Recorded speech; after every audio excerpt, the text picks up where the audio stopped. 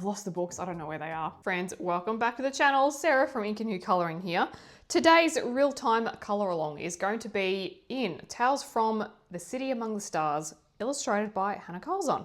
It is Junicorn in the month of June, so we are going to be colouring today this unicorn page. Lots of unicorns, lots of sparkle, lots of clouds, and I thought I would do this as a real-time colour along today. I'm going to be using Neocolor 2s for pretty much everything bar the horses. I'm going to use it for the clouds and also for the sky, and I'm going to try a new technique today. I've recently discovered Joanna Stone's YouTube channel. Now it's either Joanna Stone's Colouring Corner or Joanna Stone's Creative Colouring Corner. I will link her channel below so you can check her out. She does a lot of Neocolor 2 work. I did contact her before filming this video to check that she was okay for me to try this technique up on the channel in a colour along, and she was absolutely more than happy. So I'm going to use Joanna's technique for the clouds, and then I'll probably just use my regular way that I do it for the sky, but we'll see how we go. So firstly, I'm just going to put some scrap pieces of paper behind because we are taking the Neocolor 2 right up to the edge, and I don't want to accidentally get it on the edges of the other paper, which probably will happen if I'm not careful about it.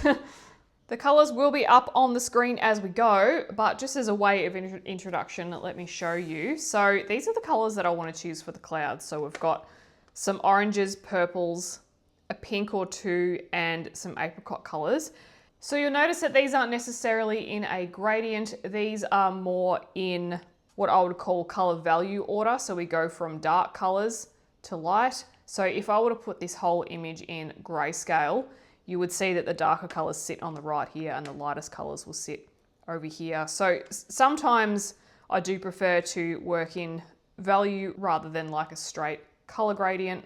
And then the other thing that we're going to be looking at as well, rather than use my brush, we're going to be using some applicators.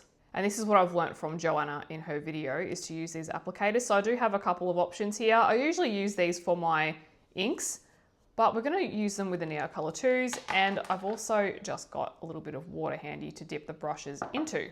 So let's start with the clouds.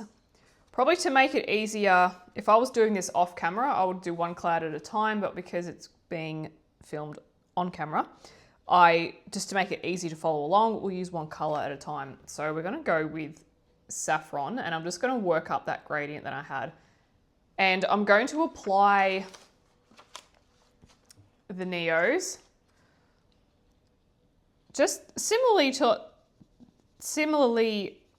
to what I would just my usual technique, but I'm just going to press a little bit lighter, and we'll just start off in the corners and the darker areas.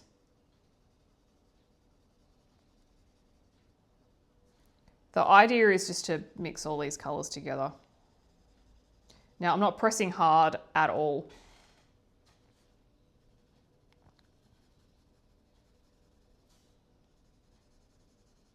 So just in the corners, this is where the shadows would be.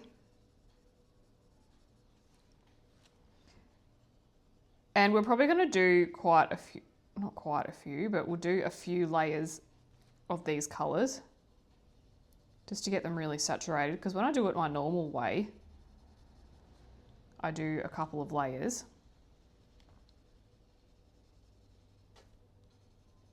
So to combat that, I'll just place the first layer down. We'll get all the colours where we want, and then we'll go ahead and apply more.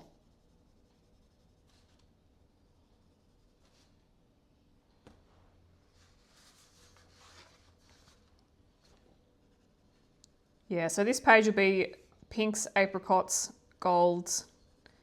I think the horses, we could do them white, or a very pale pink even.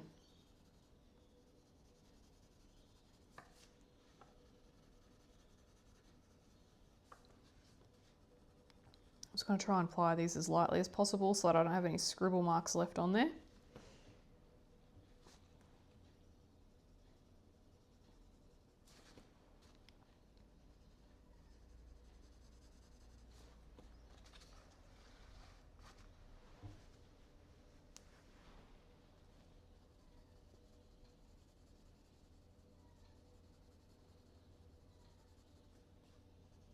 Just getting as close to the edge as I can. And I would say, yeah, I'm using a light pressure. I'm just going to try and get as much pigment on here as I can without pressing too hard too soon, because then I'm just going to flatten everything.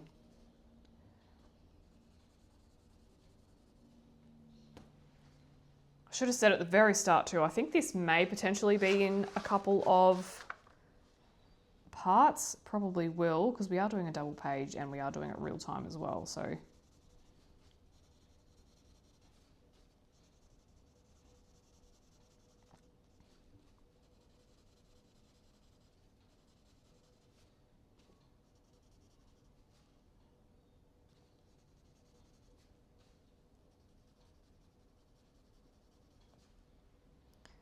Yeah, it can be a little bit tricky to get the Neocolor in. You can sharpen them, but you can see I do have a bit, it's quite blunt. It's not like very sharp. I have seen it another technique that she does where she uses the shavings and uses a tool to spread those around. So that could be a fun thing to try. Let's go down the bottom.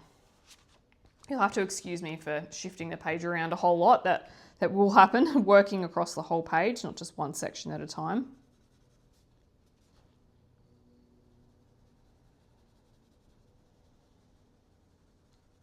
Yeah, so potentially I'll save shaving my crayons for when I can try that other technique. Maybe I'll just go over the stars, that'll be okay, because I think I want them to be glittery.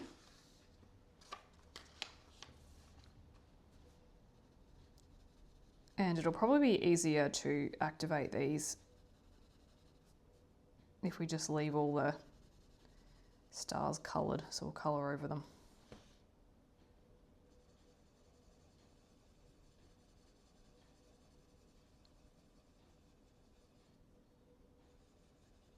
We can always pick up the orange later if we need to add more colour in.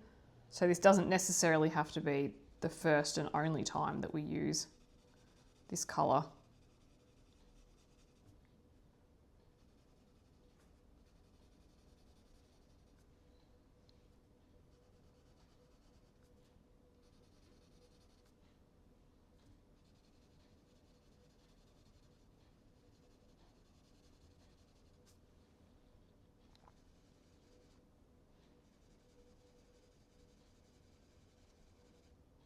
I'm always on the lookout for new ways to use Neocolor too. So when I came across Joanna's channel, I was just immediately drawn to it, and I was just like, yep, I really need to learn some of these techniques. They're amazing.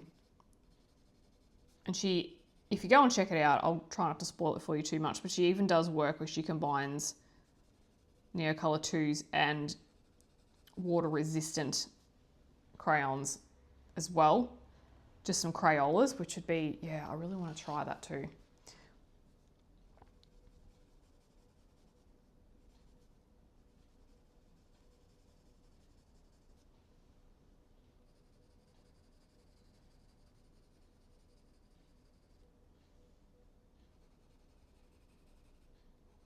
So I'm just applying, again, the Neocolor 2 just in the darkest areas first, and we'll work our way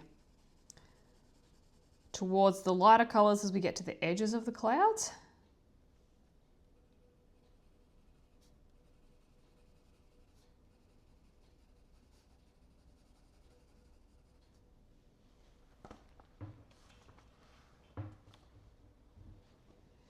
I always forget too how much of this page, this image, is just clouds.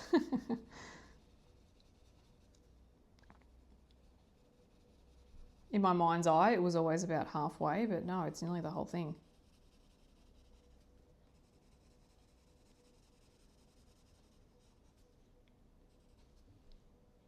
And there's a little bit down there. and a bit there, and we've just got some around here to go for this first colour. For some really tight areas, I could probably just grab the water brush and activate it that way. But I do have some of the ink brushes over here that are very small to hopefully do the job.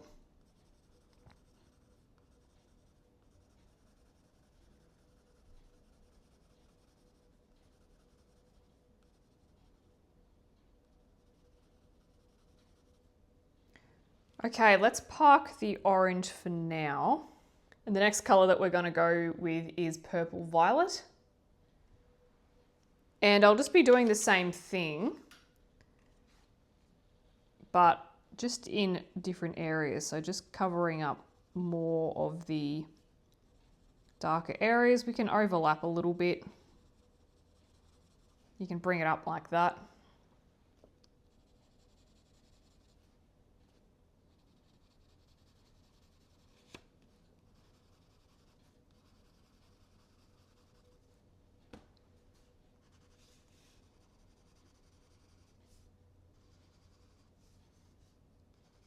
I am using this crayon a bit more upright, just because of the angle that it's been shaped on from when I've been using it, so hopefully it's visible.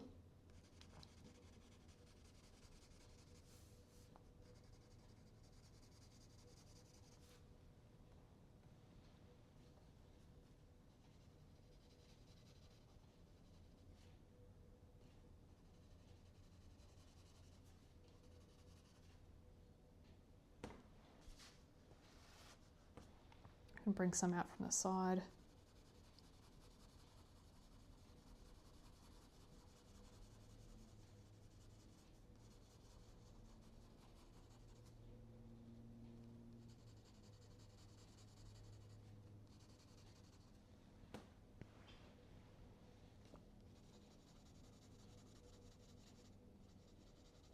Everything is in chapters 2, so if you want to skip ahead to a particular part, then feel free.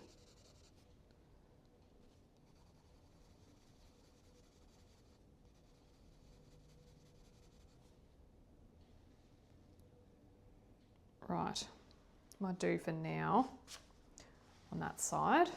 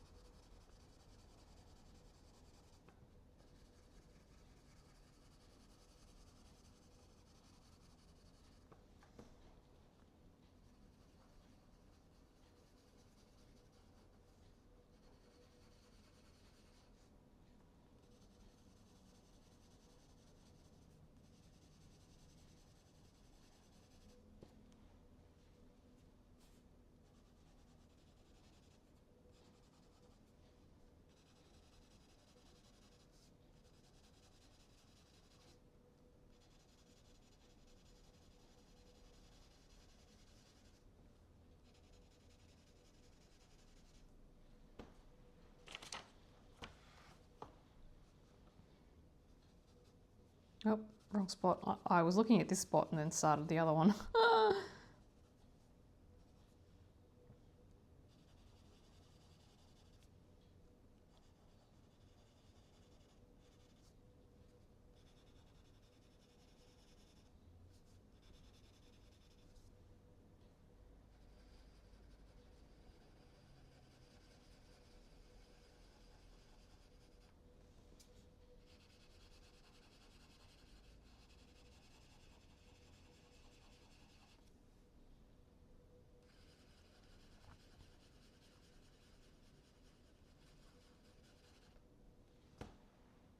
Oh, there is a cloud in the middle there.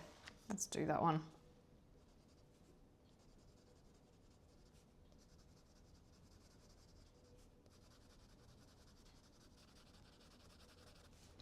So you could try this technique with any water-soluble crayons. It doesn't have to be Neocolor too. They are a little bit pricey. So just find something within your price range that you're happy to use.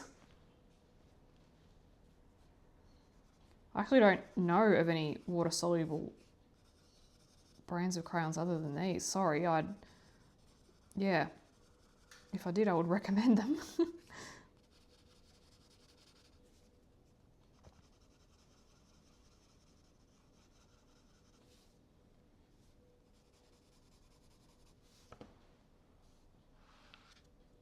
Let's just put a little bit down here.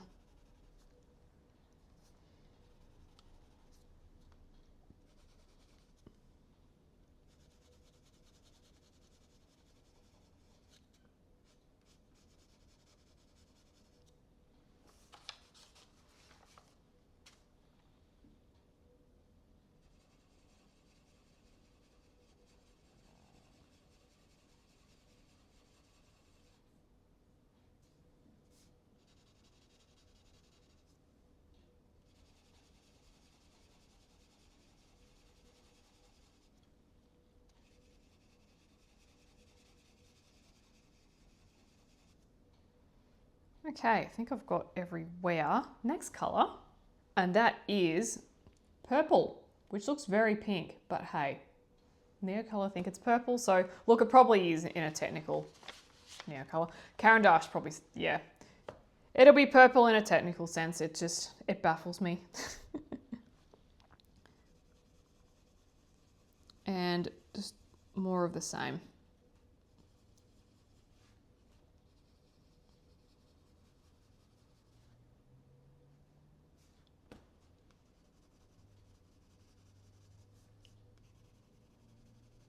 And I'm probably going to just focus this over the other purple areas and we can overlap the orange a little bit.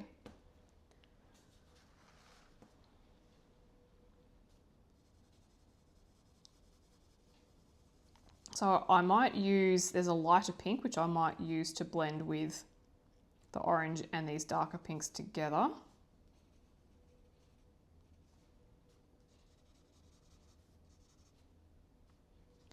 These should, the orange and the purple that is already there should create quite an interesting colour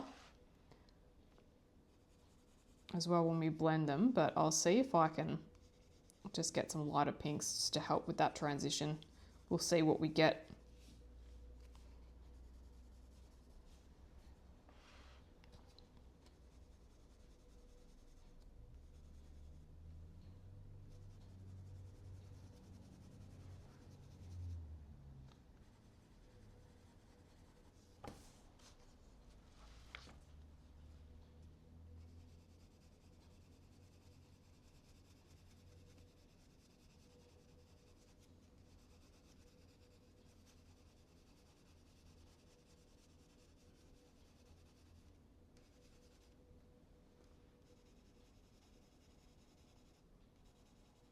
So the idea is here again is we're starting with the darker colours in the shadows and we're working our way towards lighter colours, and they're all going to softly blend together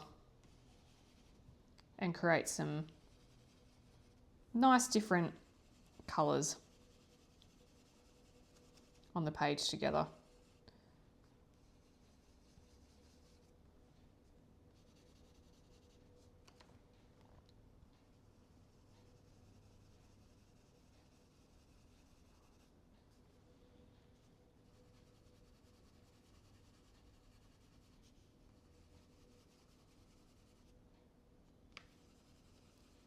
If you're wanting something a little bit more, shall we say, you know what you're going to get, something a little bit more maybe predictable is the word I want to use potentially, then you could use coloured pencil.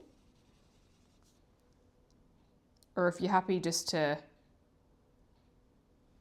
yeah, have a play and see what you get, this could be a fun option. I'm going to throw in some Periwinkle blue now, and this I will strictly keep to around the shadows and the pink areas. I don't necessarily want to add this to orange if I can help it, because it might look a little bit muddy because they're very opposite. And sometimes that can be a good thing. But today I don't want to do that. I just want to keep it to a dedicated area. I want the purple to mix in with the pink.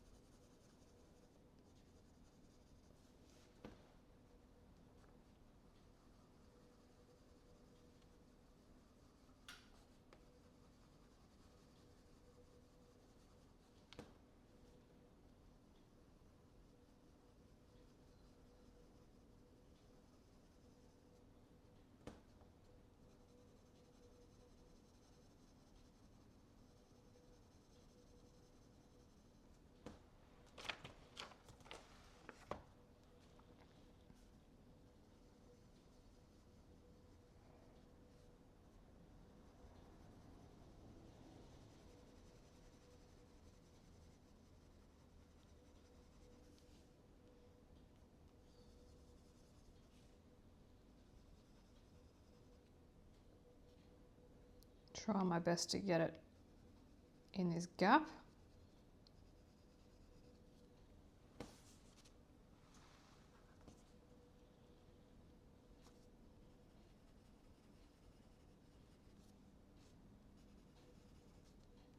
I do have an example of this that I did in a little sketchbook, and I really like the result. I will show you in a minute, so you can see what we're kind of aiming towards.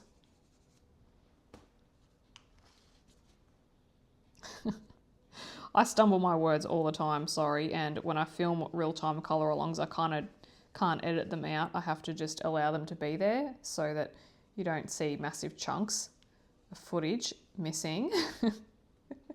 So I apologise in advance for all my bumbles. I just have one of those brains.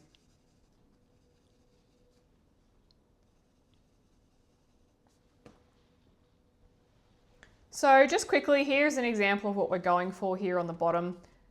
I tried this with these exact same colours over the weekend. This is, yeah, how I came up with it. And this was another experiment with the same technique, just using some reds and oranges. So we're going to go for this today. I'm going to apply slightly more pigment than is on here, just to see if I can get it a little bit bolder. But if it turns out to look like this more soft pastel look, then that'll still be great. So either way, it's going to be great. All right, back to our colors. And the next one is pink. And so now we're moving on to, I'd say this is like our mid to lighter tones. Again, if you were to put this in grayscale as a filter, you would see what I mean.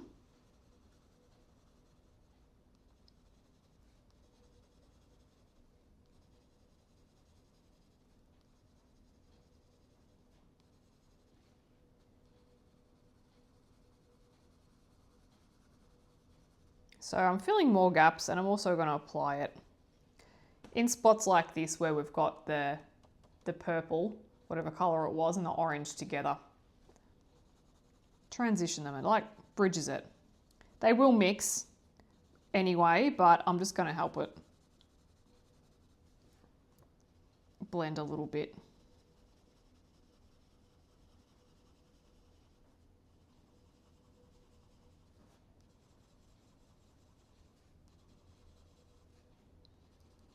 I won't put it everywhere because I do have 4 more colours to add, and I want to do my best to dot those around as best we can. Oh, it is raining outside at the minute, so I'm almost hoping you can hear it because it just adds to the vibe. And we're due to have rain for the whole afternoon.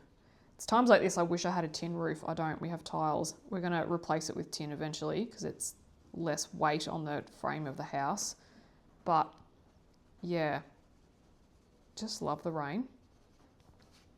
I really hope the rain gets to the farmers and it gets to the crops that it needs to go to.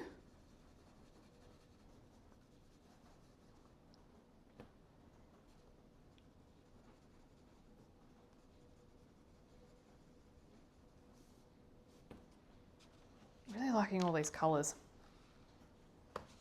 Hopefully this turns out how I want in my head. You know when you get a picture in your mind's eye of how you want it to look, and sometimes things just sit different. So hopefully doing that little plan, the little test, was really helpful. It kind of confirmed for me that that's what I wanted to do. And I was sitting on this page for ages because I knew that I wanted to do it for Junicorn, and I had a hard time thinking in my head what colours to make the clouds. Originally, I was thinking maybe I could just do blues, purples and oranges. I mean, it's kind of that way, but I want to more focus on yeah, you'll see what I mean as we go through. Or maybe I could focus on blue ones, blue and yellow.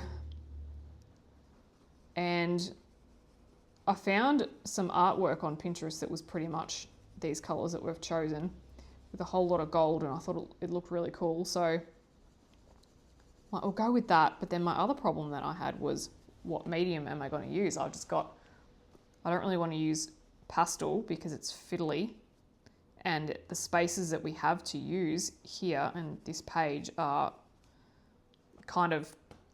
they're very finicky, and I didn't think I'd be able to do a good job of it. And then I didn't want to use distress ink or oxides because of the amount of masking up I would have to do. It'd be impossible. And then I didn't want to use pencil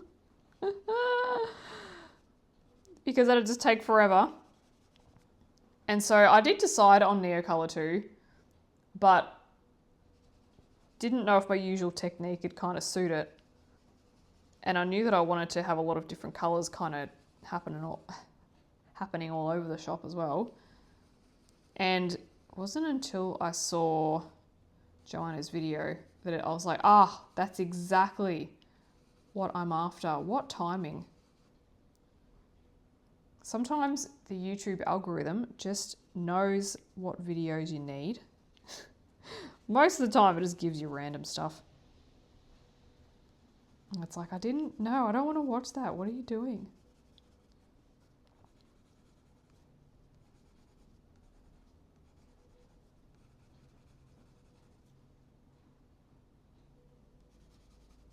Right, I think we're good for the pink. What do you reckon? Next colour? I'm doing it anyway, regardless of what you think. So that's salmon. And we're just going to do the same thing. So the salmon will work well with the pink too. I don't want to go too much to the edge too soon because there's two lighter colours which will be good for that. I'm going to try and maintain highlights around the edges of the clouds as much as I can. There will be a bit of spread, but I'll allow it.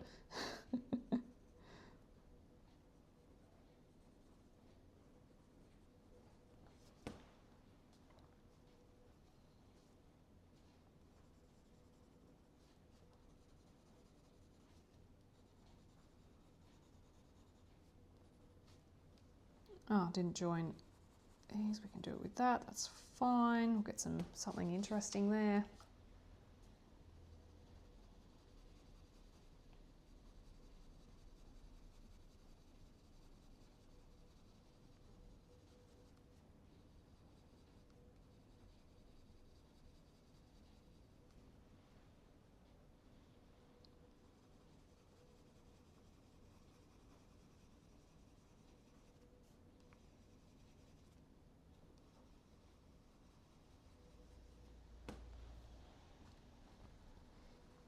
Mainly just focus on these bigger gaps that we can see.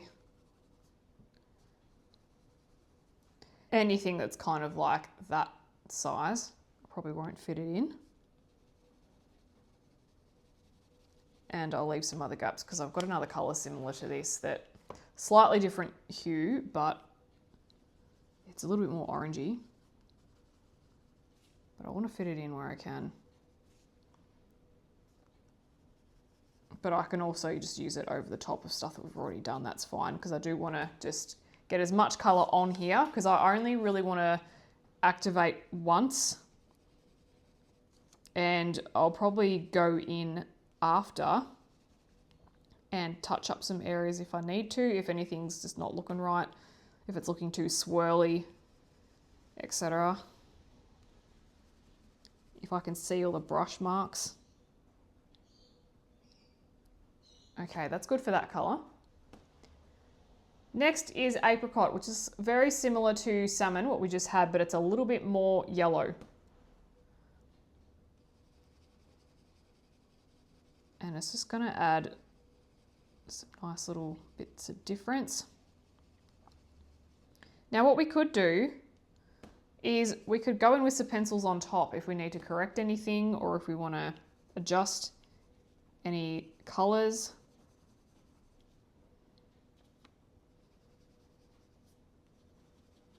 Or if I make any mistakes, if I do something that I don't like, if there's an area that's looking a bit burp, then I can go in and tweak stuff for sure.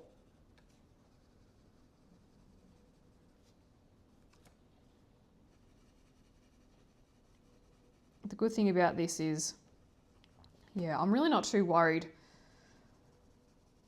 because you can just tweak everything. And I think that's why, you know, I don't really have a lot of worry, I suppose, if I'm colouring a colouring page and I'm doing something for the first time. It can be a little bit intimidating, a little bit scary, but I kind of,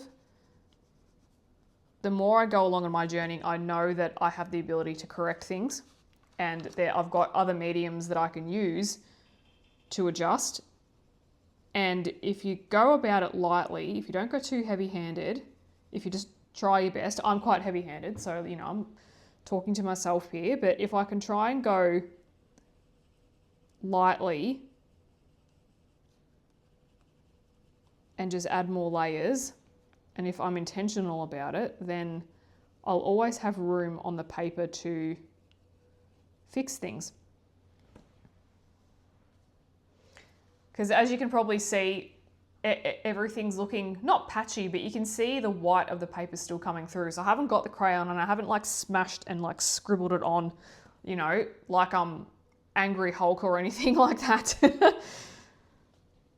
So yeah, I'm just going about it lightly and I'll add more layers. So if you're someone that gets a bit worried that you're going to screw things up, just don't worry about it. And I know, like I say, oh, don't worry about it. And you're like, okay, instantly solved. I know it's never like that. But just do your best to remind yourself that everything is fixable and you can always go back in and tweak things with other mediums if you need to. So you can layer your pencils over your Neocolor 2s. You can put, yeah, you know what I mean. You know what I mean. Okay. 2 more colours to go. Next we have Sahara Yellow, which is again more of a yellow, but if we look at it, if I were to put that in black and white, you would see that this is lighter than that one. So we're working up. It might be slightly lighter. It depends on what kind of black and white filter you put it through.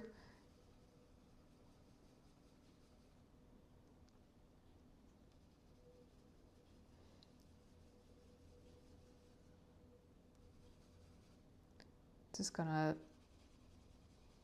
throw this in a few spots, fill up some gaps, and then I'll probably just do that white. What I could do, if I actually had a white crayon that was water resistant, i.e. a Neocolor 1 or a Crayola, you could actually go in and put the white on the edges of the cloud first to create a barrier. And I've seen Joanna do this very, very well in a Kirby book, and it's another technique that I want to try. So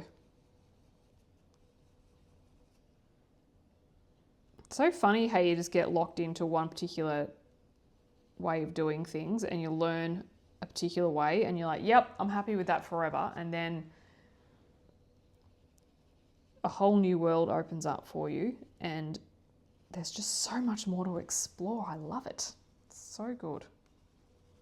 Very fun.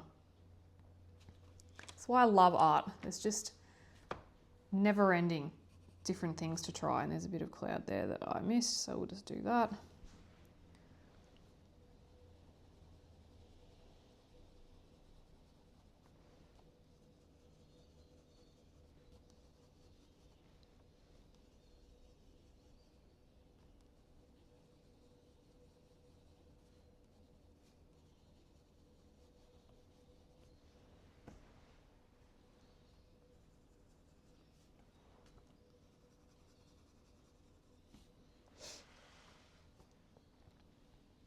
More bits that I missed.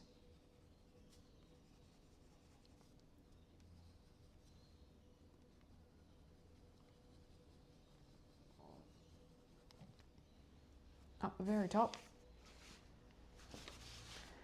Yeah, I reckon white horses look cool. Or like I was saying, white ones with a very, you know, bit of a touch of pink or something.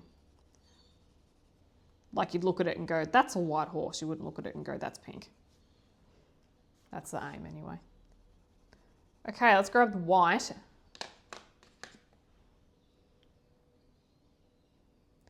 And I'll just do around some of the edges. And I've got the white here because I just want to be able to make sure that the edges get as white as possible.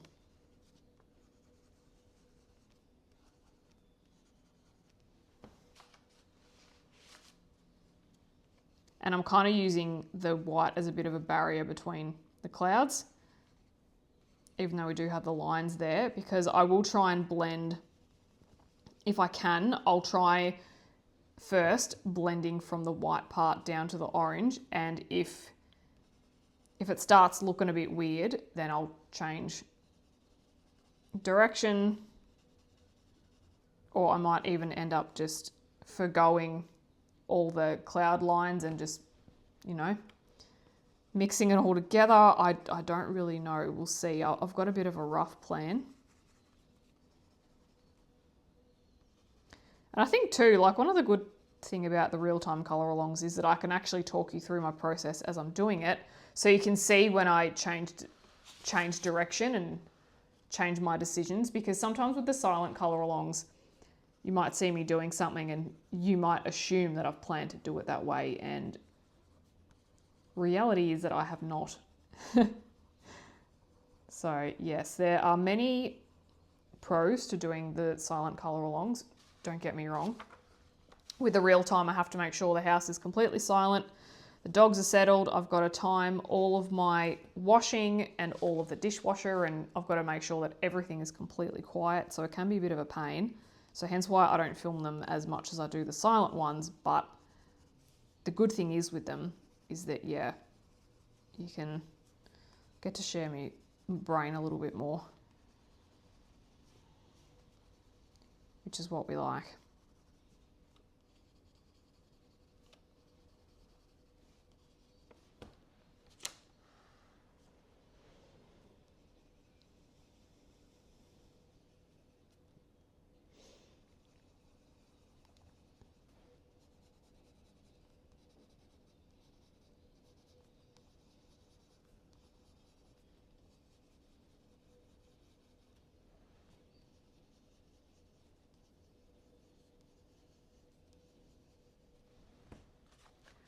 Right, bit at the top, and then I might go through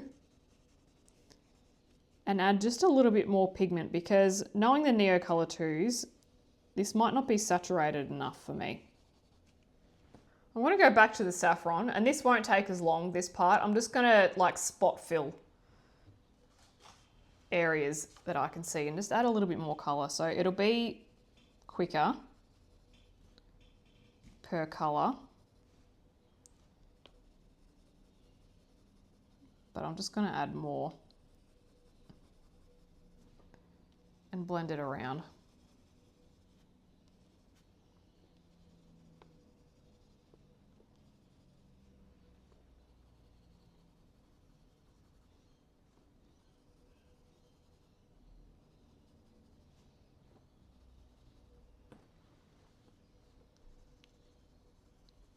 Arguably, you could just spend more time on each color and get it right the first time. But I don't know, I kind of like to just place everything first and adjust later.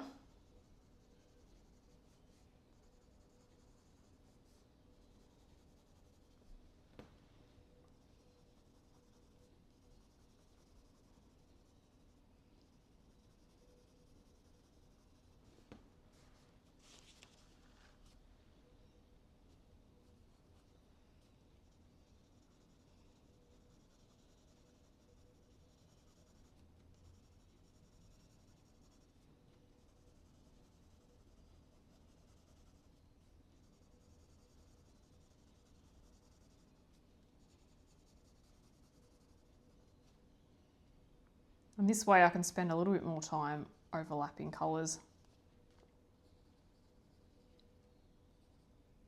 See bits that I've missed.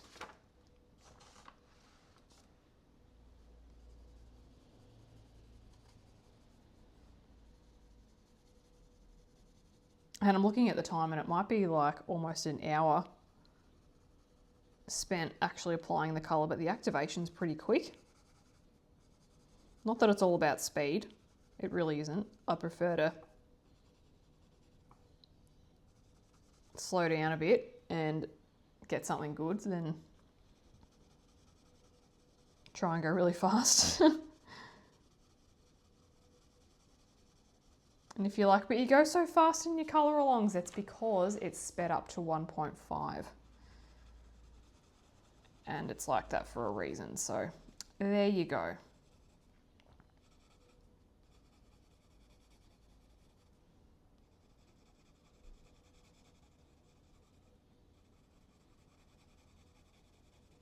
I also speed it up to 1.5. I think there's some other creators that do it like this as well, but I also speed it up just so I can fit everything on my phone and film it. And so that when I upload it, it's not a huge, humongous file either. So it's partly strategic too.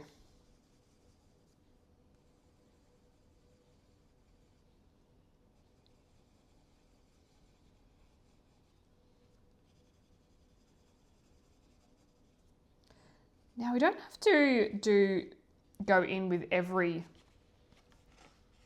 colour. Maybe I'll skip a few and go to the pink.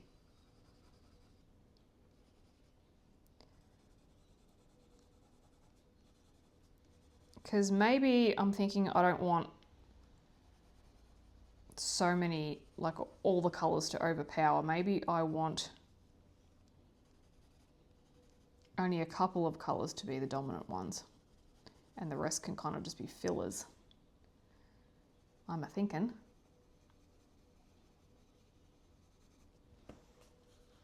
That's what's swirling around the brain at the minute.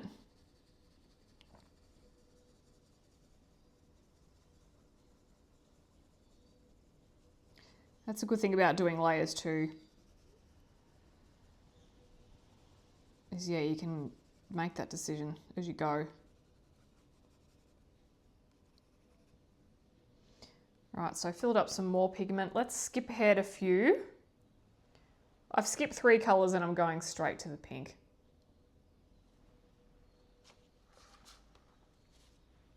I think I want to get more of this pink in over the other colours.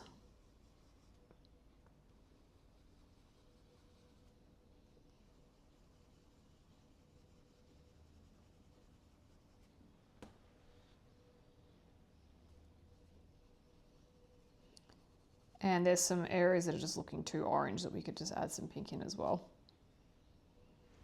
Like over here.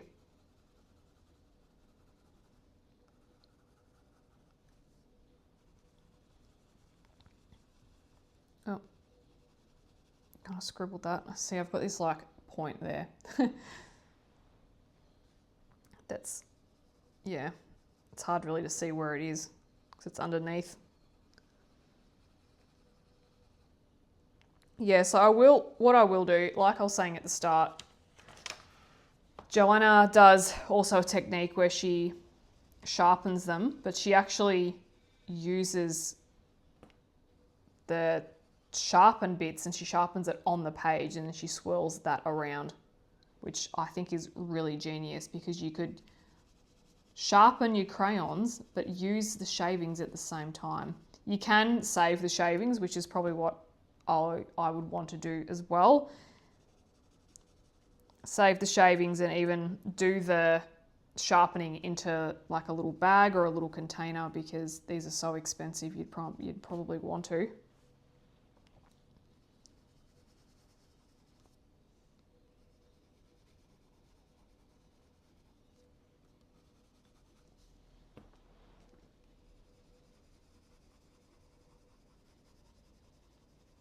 So you're going to do like some big areas, I reckon.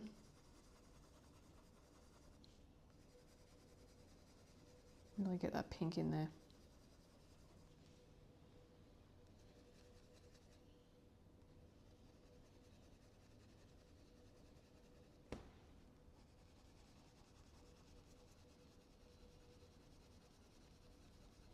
The purple's more of like a pop, like an accent colour.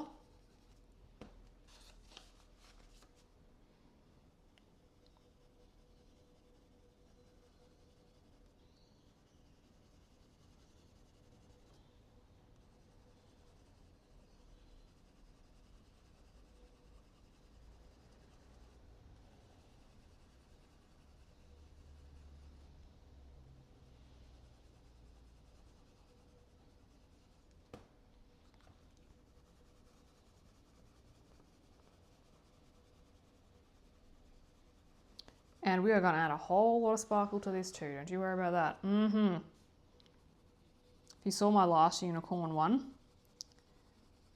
the colour along before this, oh my lordy lord.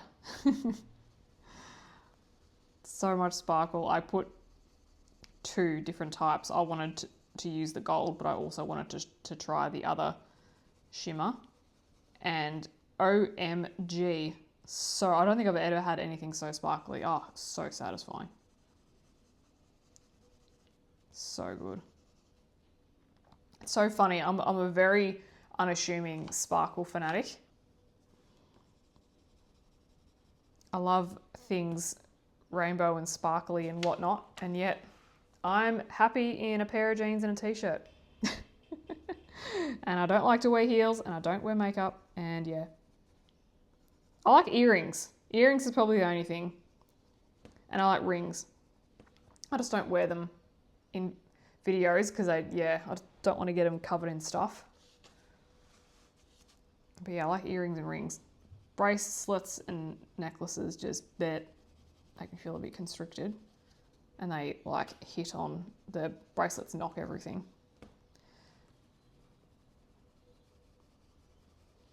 This is your first time in a real-time colour along. Yes, I will chat to you like this. So sorry if it's not your cup of tea, but hey, just put me on mute. Just mute me, it's fine. I won't get offended. I won't even know. So yeah, there you go.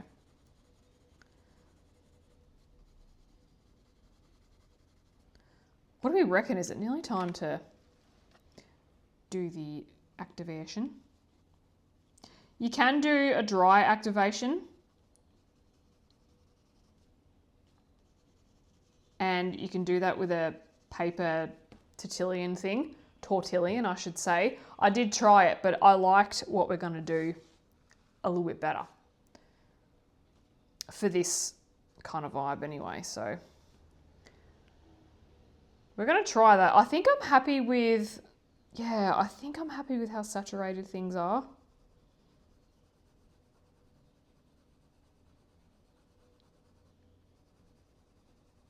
I mean, they are clouds, so like they don't have to be like crazy or anything like that.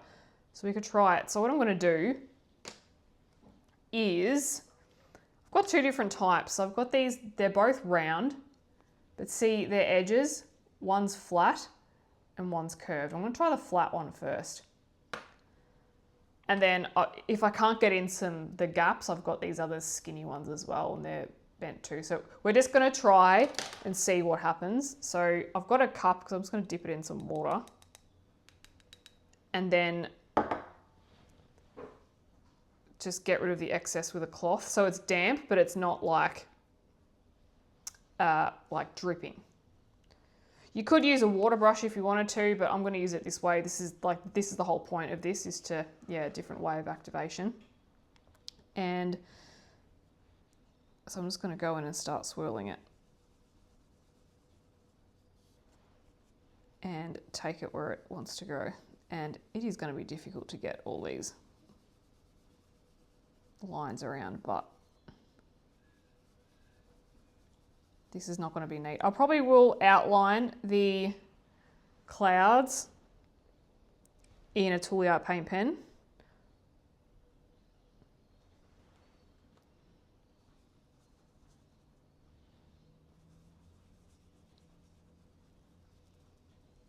So it's all right if it's a little bit messy now.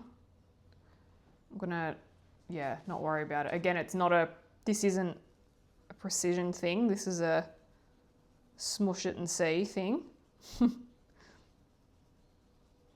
If I was working on, so for example, in Joanna's video, she does it on a fruit. And because it's all focused in one area, like it looks really good, but this is not fruit, this is a bunch of clouds. So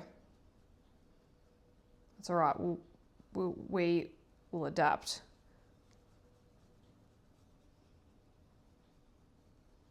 Oh, I like how this looks so far. How cool is that? We could go in with more colors on top, but let me see what the whole thing looks like first. I might could even do the background, like the sky first, and then see how we're looking, and then I can adjust from there. Like, yeah, I'm really not hell-bent on a certain way of doing this. Wondering if I'm getting this brush just a little bit too wet. And my muscle memory is like wiping off all the time. You probably see my hand disappearing. It's because I'm moving to the cloth, but maybe I don't need to do that. I don't know. Trying to get around the horse. I could probably lift all that off because these will reactivate. But sometimes a bit of mess kind of just adds to it.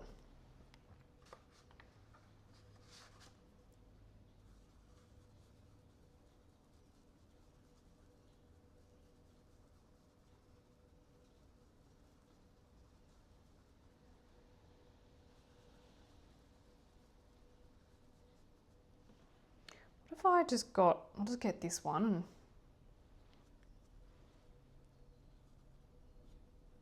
oh, it is really fiddly. It's kind of like, you can get a Q-tip as well. Oh yeah. Not gonna worry about it too much. Yeah, you can get a Q-tip and fix that up, but okay, I'm really not after precision. I'll do the precision with other things. I kind of like the way this is all just mushing.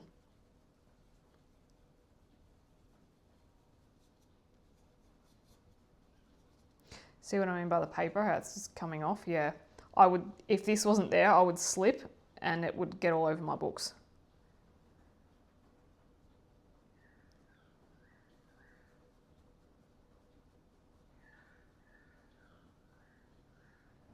I might go in for the Q-tip at the end. Oh, I keep changing my mind. Depends what section I do. Oh dear.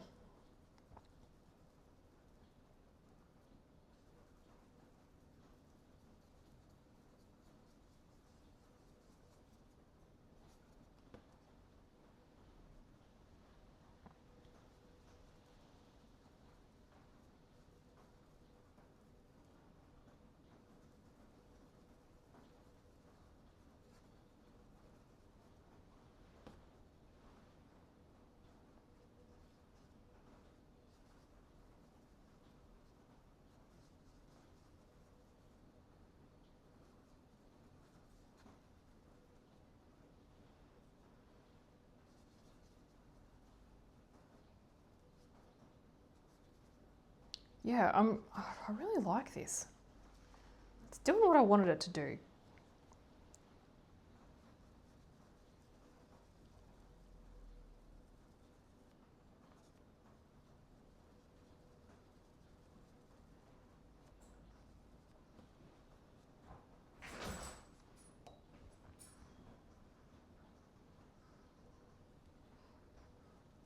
Love it when a plan comes together.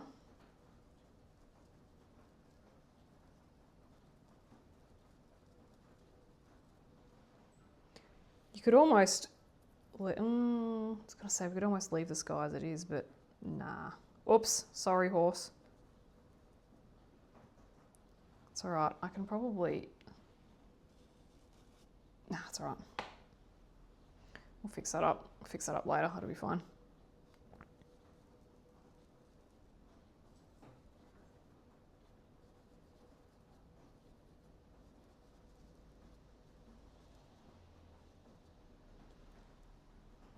Probably actually not a bad idea to let some of this go over into the horses.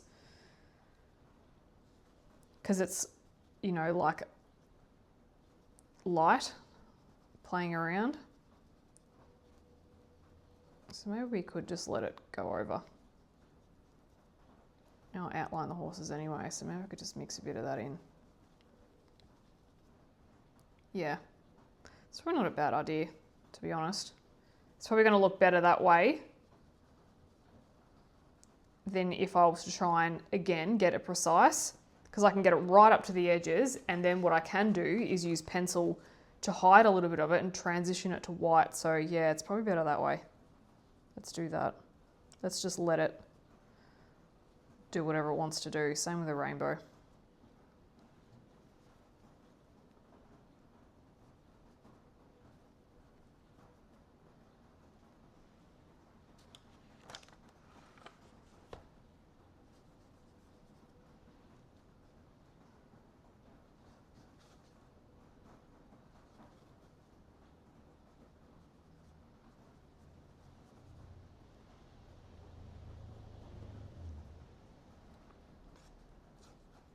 Oh, wrong angle.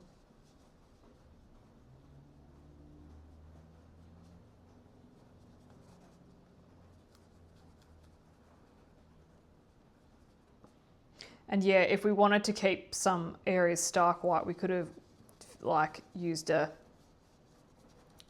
Neocolor 1 or just a Crayola to make a barrier. Actually, oh, I think I really like the way that just the single color's drying.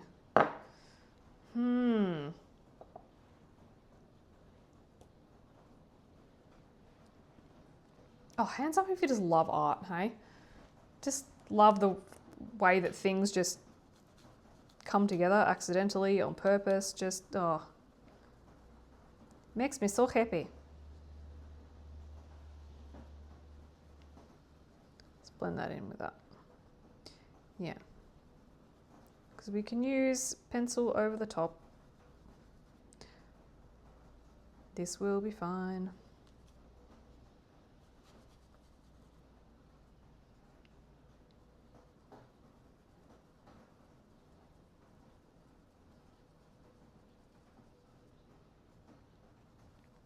Kind of like, I don't know if you saw, I did a colour along in Masquerade and I didn't mask up the Inktense. And I kind of did some cool stuff.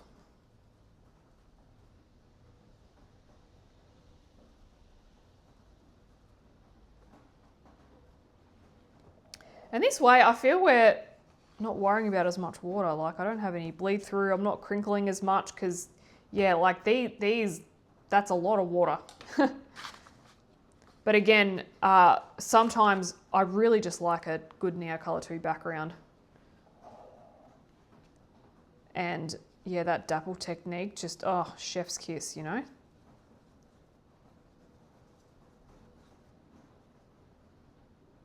And what we can do too, if we wanted to add more color, which like I said, I'm feeling like this is looking pretty much the way that I want it. If we wanted to add more color though, we could apply the Neocolor 2 straight on a palette and pick it up from there, and then it's not going to look as saturated. If we wanted to, or you can apply the crayon directly to here.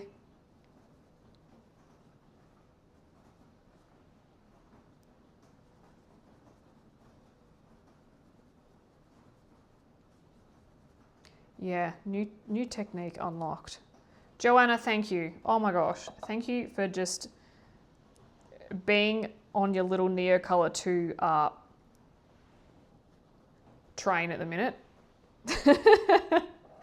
I'm glad you are.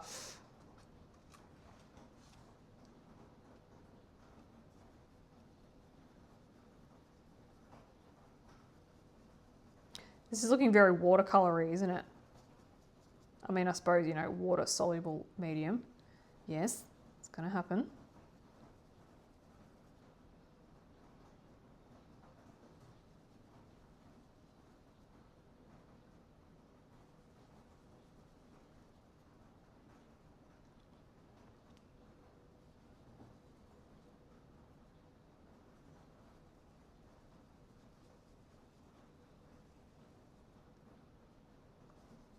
I like this one, this flat brush, flat round, because when I used that one for the experiment, and you could see the swirls a bit more because that's got a point on it. So I like this one.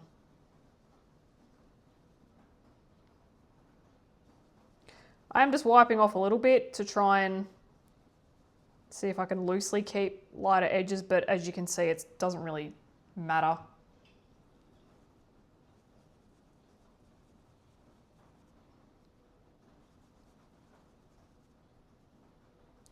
We could even do, yeah, pop it on a palette. But just do some of the shadows. We could pop it on a palette and just swirl it in and just bubba-bubby it around. If you know, yeah, if you've been following me for a while and you hear me say bubba-bubby, it means I don't know what the word is, and that's what it's going to be called. So yeah, soz.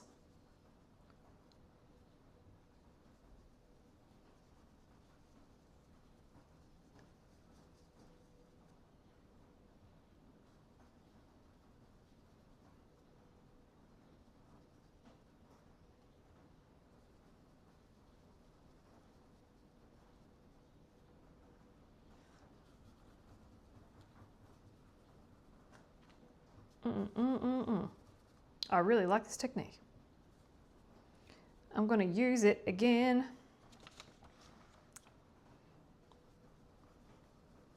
Again, guys, I will leave Joanna's details below. You probably already know who she is. Knowing you guys and knowing me, you guys are already at the party. You've had all the snacks, you've had 3 drinks, and I'm rocking up being like, hey. You guys probably already know who she is. Heck, you probably already mentioned her to me. So hey, again, late to the party, but so glad we're here. Oh, this is just great. This is so good.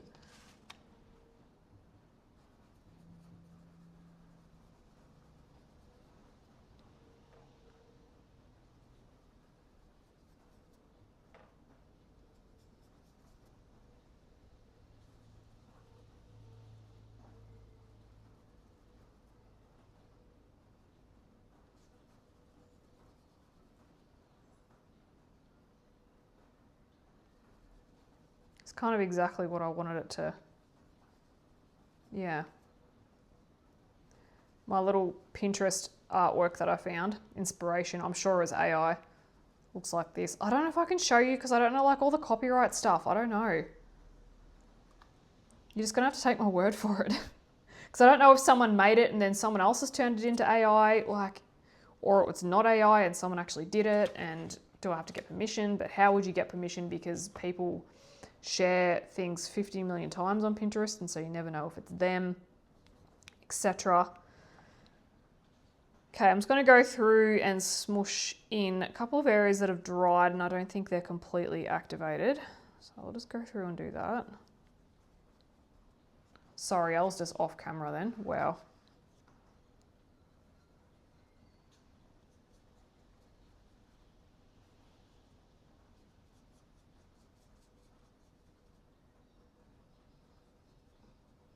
This is fully sick, guys. I love this.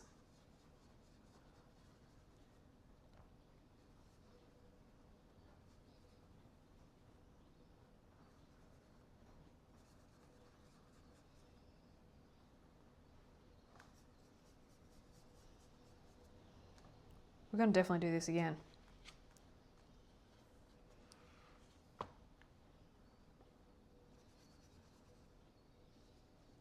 Just thinking about the sky, I think I want a dark pink one. Not orange because there's a lot of orange here already. Yeah, I think we go pink. So what we could do, we could do a similar technique. Or we could actually just, let me try something. Let's try picking it up from a palette. If I go get me a little Caran d'Ache palette, while all of that dries. Right, I'm using a Caran d'Ache one don't go out and buy this if you don't have it already. They're like $16. I just wanted it because I wanted it. Has a rough side and has a shiny side. I'm going to use the rough side for the Neocolor 2s because it just grips it a little bit more. So let's start with the purple, which to me looks pink, like I was saying before. And I'm just I'll try and get it on there and I'm rotating it so I can try and get a point back on it. It's not really happening, but you know what I'm trying to do. Trying to sand it to a nice point, but it won't do it. But yeah. Good thing you tried. Let's just get a good amount on there. This is such like a Barbie pink. Well, it was in the 90s. So this was the Barbie pink. I love my Barbies. Okay. And let's add, because what I'm thinking, we could try and darken up a few areas. So let's add on there the saffron as well. Scribble a bit of that.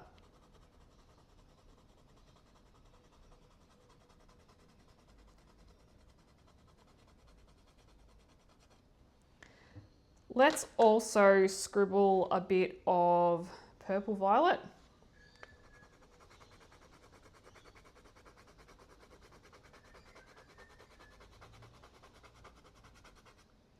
Let's also do a bit of pink. Running out of space. Yeah, again, don't go out and buy this if you don't, yeah. I mean, you can do whatever you want, but yeah, I'm not being like, you have to buy this. It's the only thing that you can use to get a successful blah, blah, blah. Yeah, no, I'm not, no. Okay, so we're gonna pick up, I'm just trying to think how I'm going to fit this in the shot. Let's just leave it like that. I'll do the sky. I'm going to use the same applicator. Dip it in water. I'll just get the excess off on the cloth, which is now very saturated. And let's pick up this colour. And let's start from the edges and work our way in.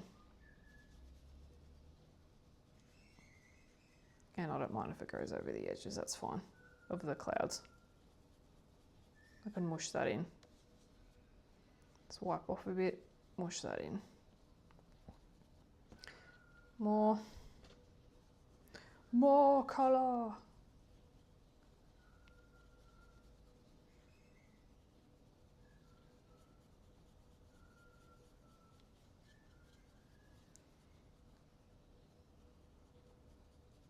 Could even get a bigger one, a bigger brush.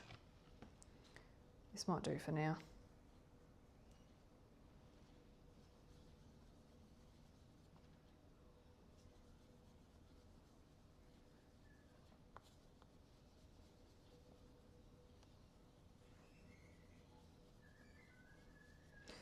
Let me just get this one, I'll wet that, and I'll see if I can blend out a bit of, blend in this a little bit.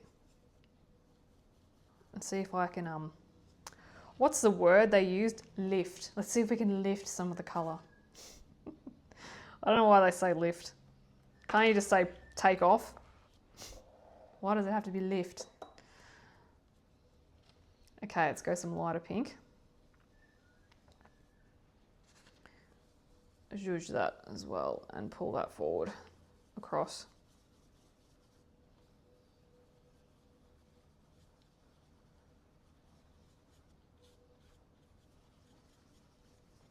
Get lighter in the middle.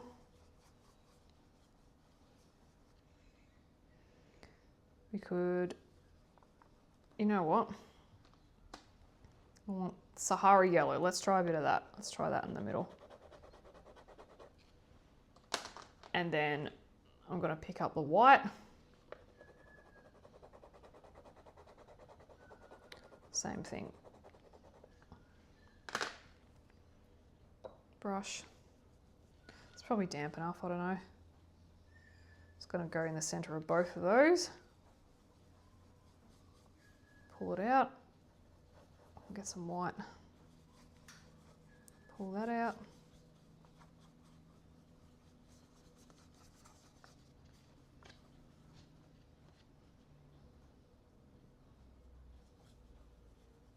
It's kind of like, if you squint, it looks like a very messy ink work. Okay, let's get some of this.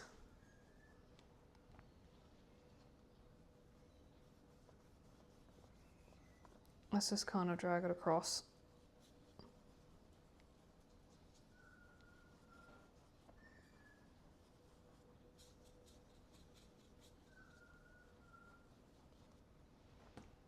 See what we get with that.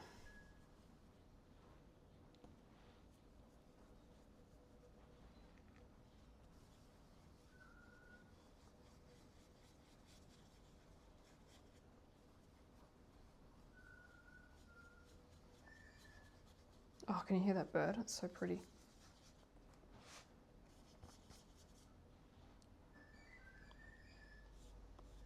That's a wattle bird.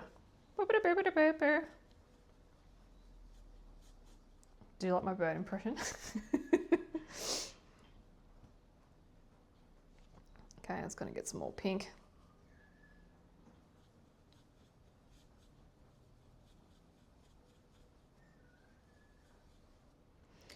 Could add a lot of glitter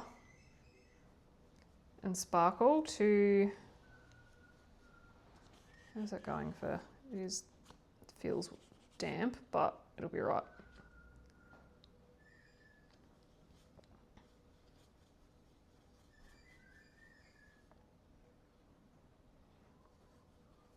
Let's do the other side. Then I can see how it looks as a whole, and then I can adjust from there. Let's get a tiny bit more water.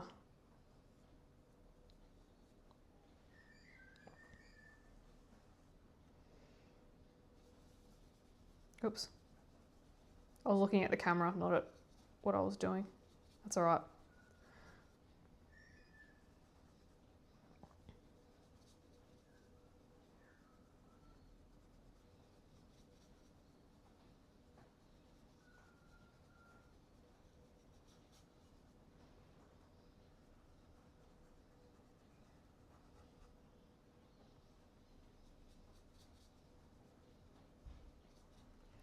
Pick up that other one.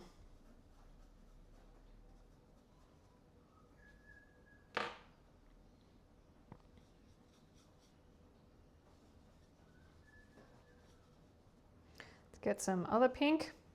It's out of the shot, but yeah, it's just that pink that's just there where my finger is. Gonna have to get some more. No, it's all right.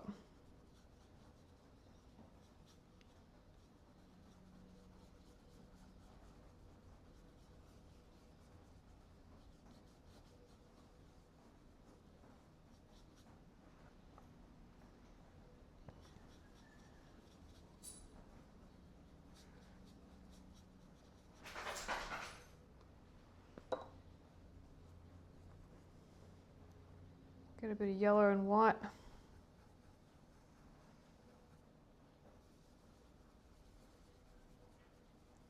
Mix in with that pink that's already there, bring it over. I need to bring more pink over.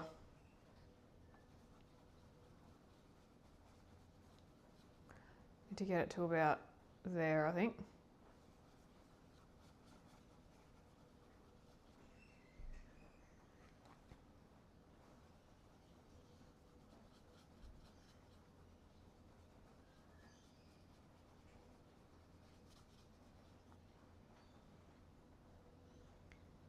Yeah, almost.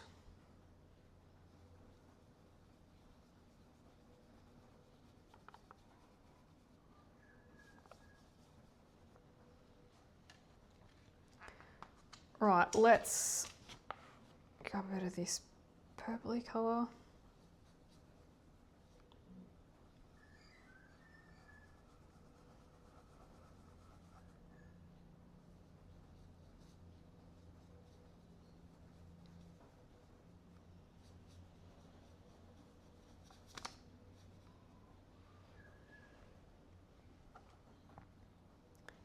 And if I just, yeah, might need to just tidy up a little bit of this. Just bring that over a bit. I'm adding more colour. Let's get a bit of white on there. Kind of like it. Yeah, it looks a bit mottled. It's kind of good. I like that. I'll just clean this brush off.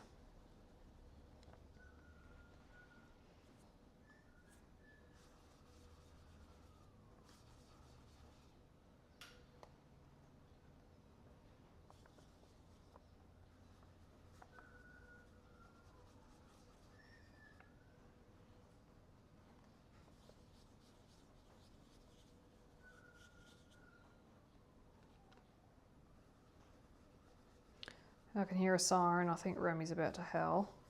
So apologies if she does. They're both in the house with me, so.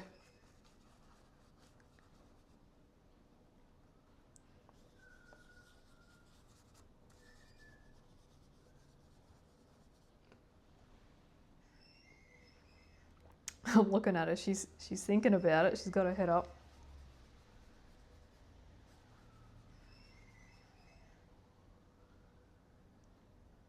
Yeah, sky looks cool. And when we add a bit of the spray, it'll look sick. Don't you think about it, Rem. I'm watching you.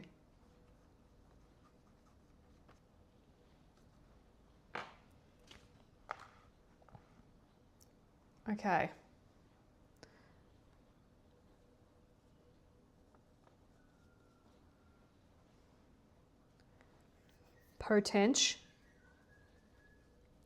Potentially, what do we reckon? Let's have a look. I'm just gonna pull the paper off and just let's have a bit of a look-see and see what we think.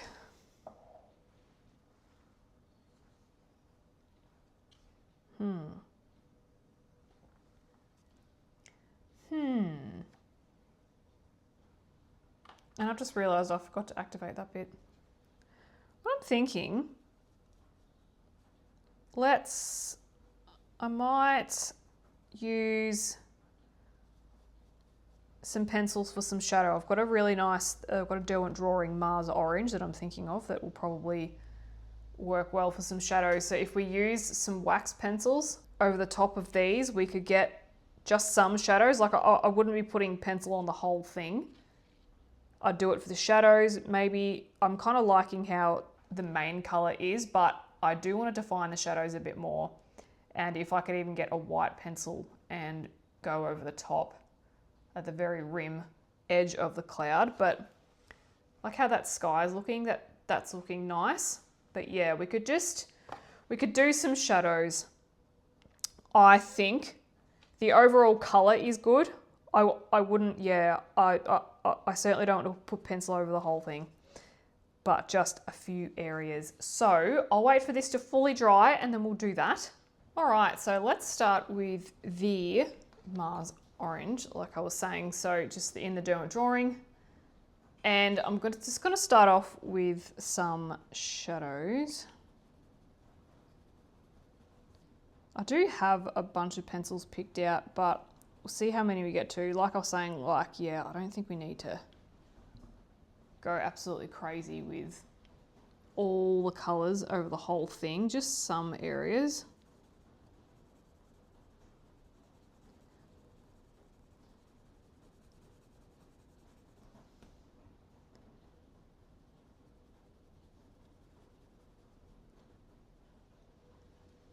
And with soft core pencils, yeah, you can really just get a nice blended effect with them. So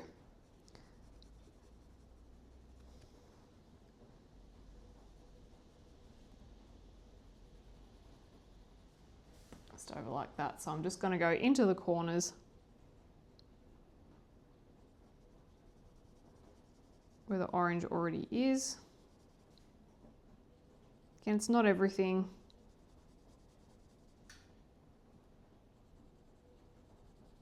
It's going to be like a subtle addition of colour.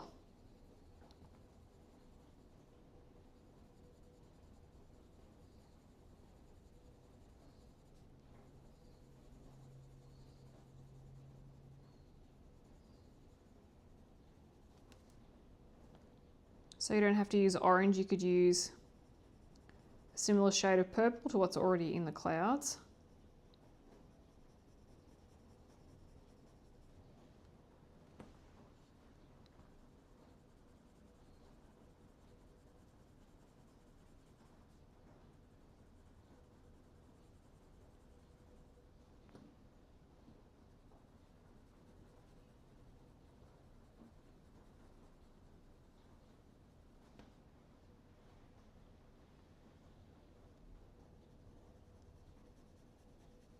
And I'm going to do the same thing with a pinky purple too, so this does need to be everywhere.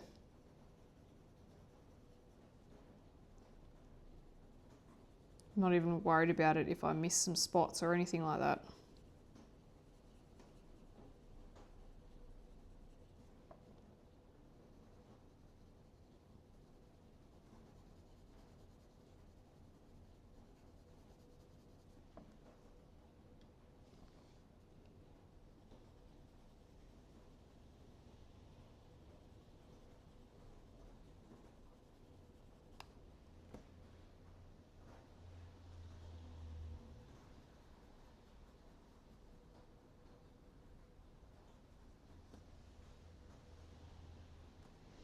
So I want to keep that dreamy look. If I was doing something in Kirby Roseanne's potentially, and the scene was really dramatic, then I might make the colours really pop out. But because this is more of a natural kind of scene, like a dreamy scene, we'll just keep with some a softer look. Then I can also go in with this pencil and fix up some areas that I missed.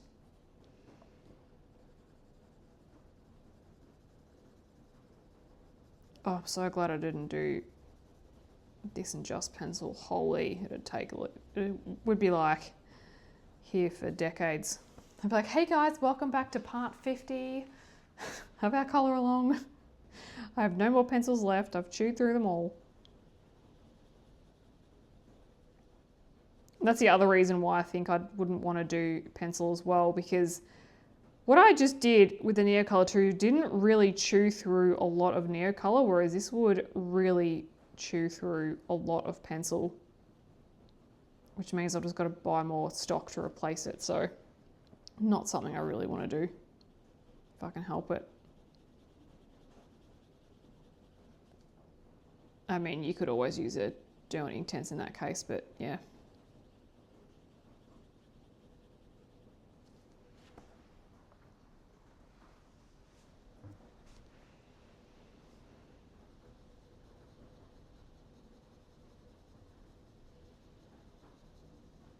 As it's drying, yeah, we've got all these like circular areas and like mottled look. I like it. It's good. It's different than what you get from, I suppose, the other way of doing Neocolor 2, which is my regular way. So this is just something a little bit different. It's nice, different, unusual.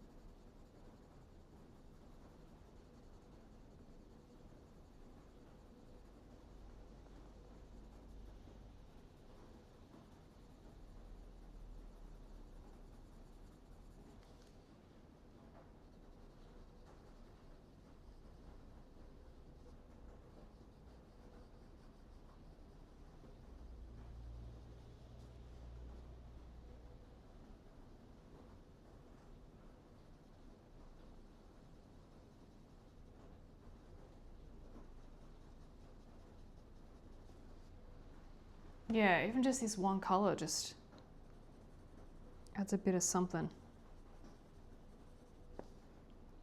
Got a bit of texture.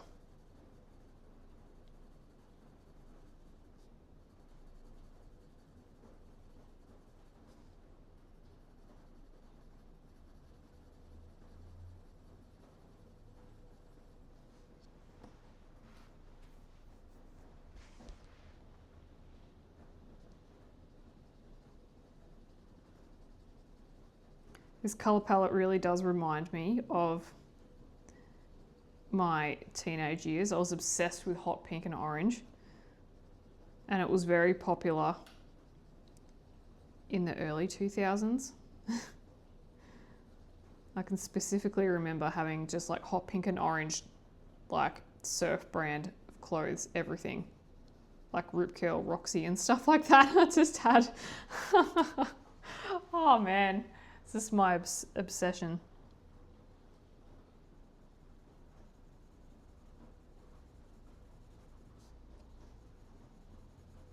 Let's do a bit of soft colours there, just a little bit. Don't need too much. Just, oh, just pencil just adds makes all the difference. I like it a lot.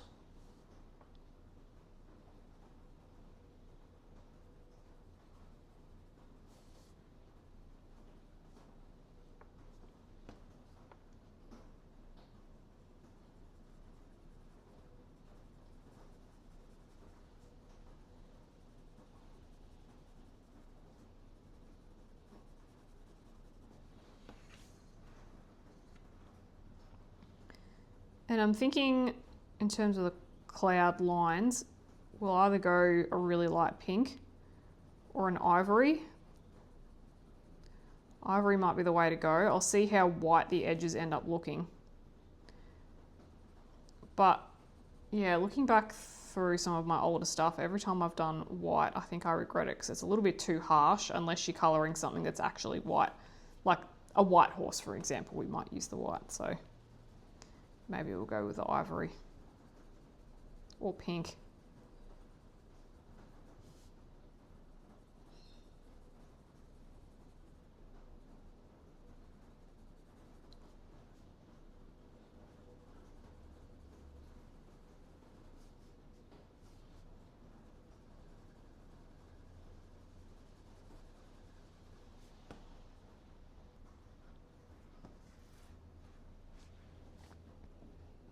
Can't remember if I've done this section or not.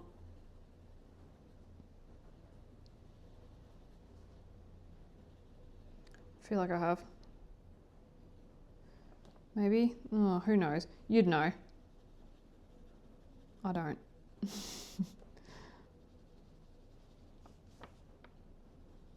Let's get a little bit up here.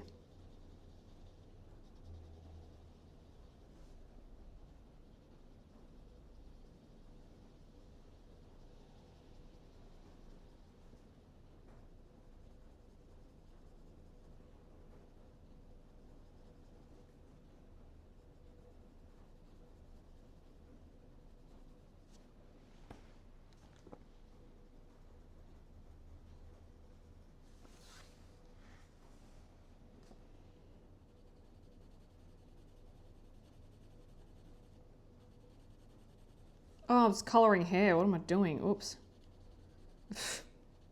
Oh well.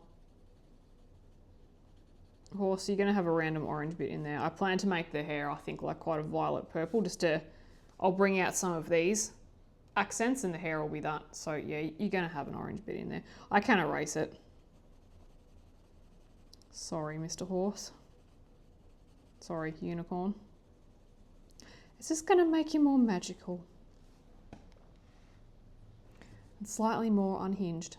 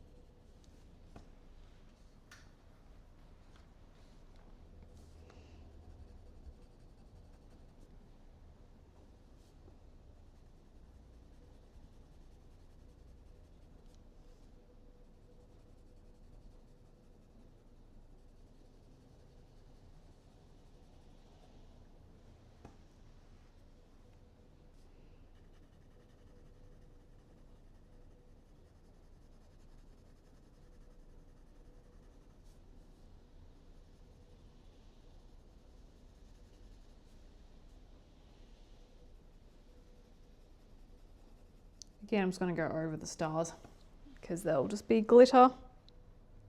Probably going to use my hologram glitter in gold because it's, from memory, it's the right type of gold tone, but don't quote me on that. We'll see when I actually get to it. But yeah, just as far as I'm thinking, it'll be that. Or I might even do a gold tone underneath it and then put the glitter on top. We'll see. Many different ways to do the glitter.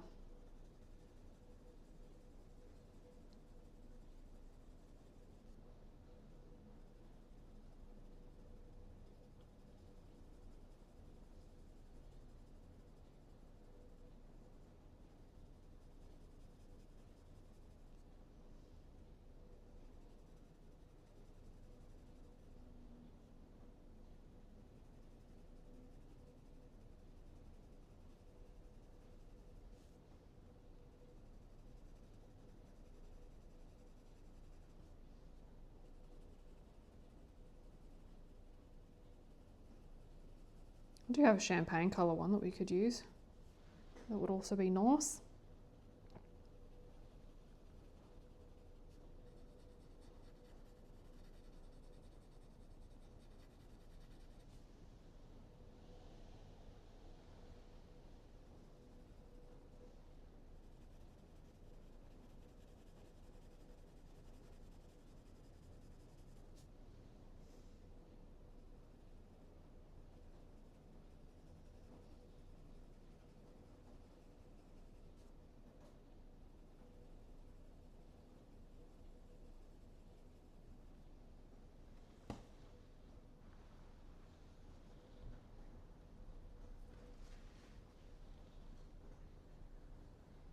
So I'm not pressing hard at all.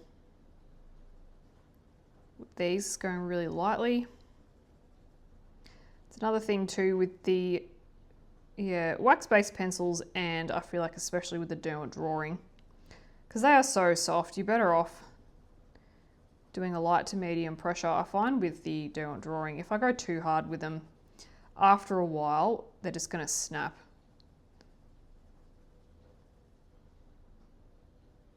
At the base, and yeah, if I can avoid that I will, because as you can probably see, the exposed pencil is quite large and you end up losing a lot of pigment, a lot of core, which is not great. Down the bottom here. So while I'm not working on this page, I'm just going to sit it under a heavy book to try and flatten everything out. I could use paper clips to hold it down, but I am colouring right to the edge, so I'm just not going to do that for the minute. I could do that once I start colouring the unicorns.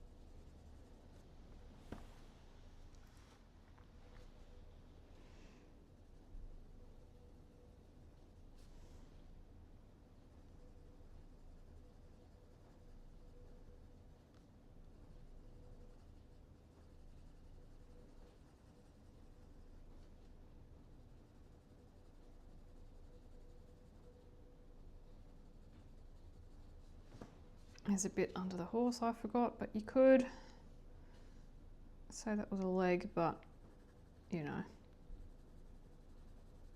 There we go. No one ever saw it.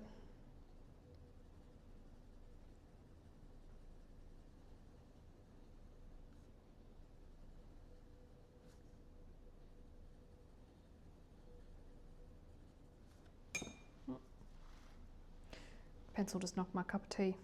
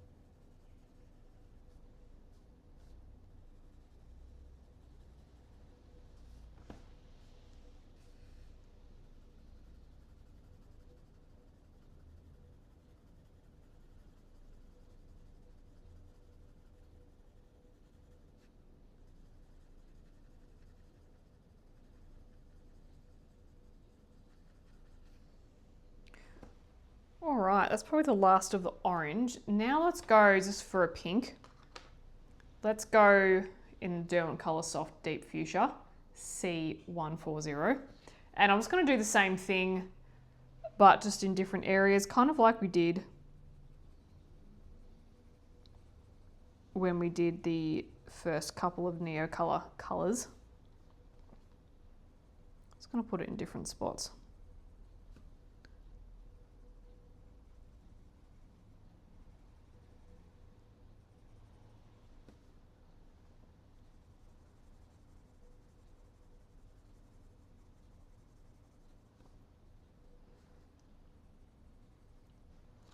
And I'm going to overlap it too in some areas.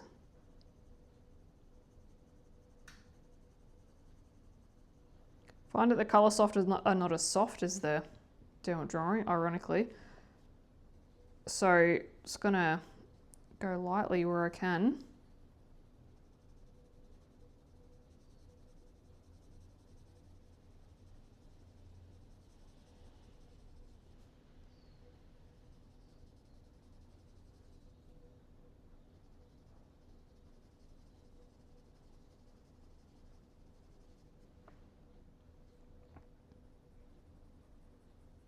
Might even overlap it or go over where I have gone if I feel like it's just too orange.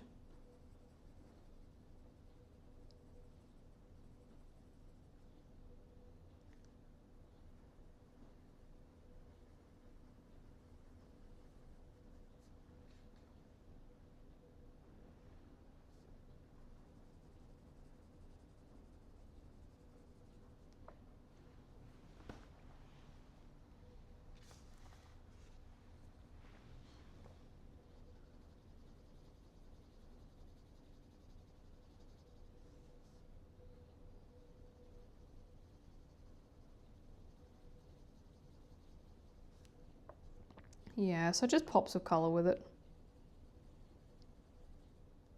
I'm not doing a smooth gradient or anything like that.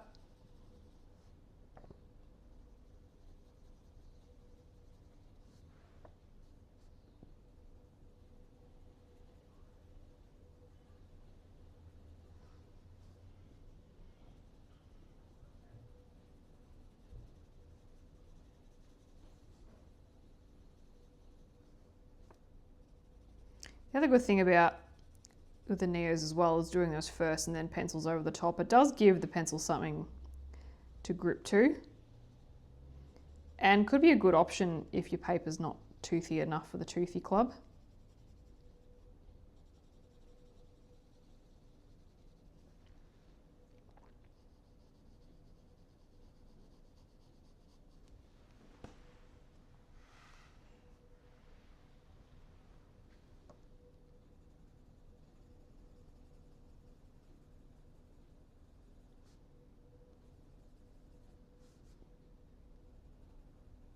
So you can go on little corners of clouds as well.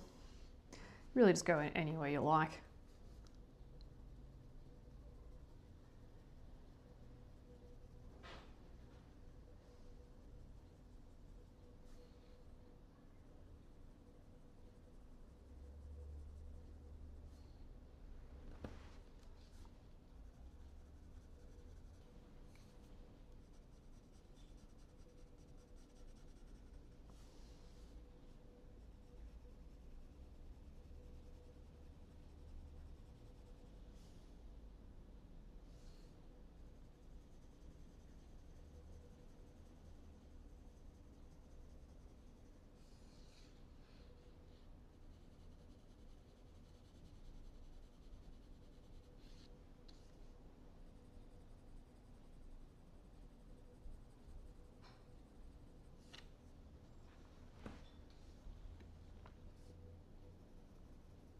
Just going to go really lightly down here.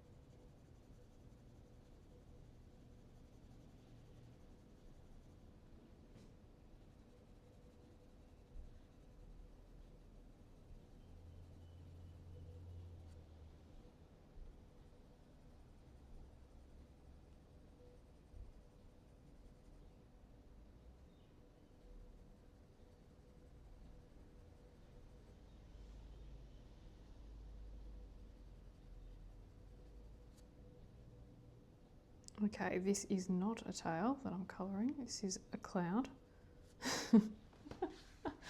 Oh dear, how funny.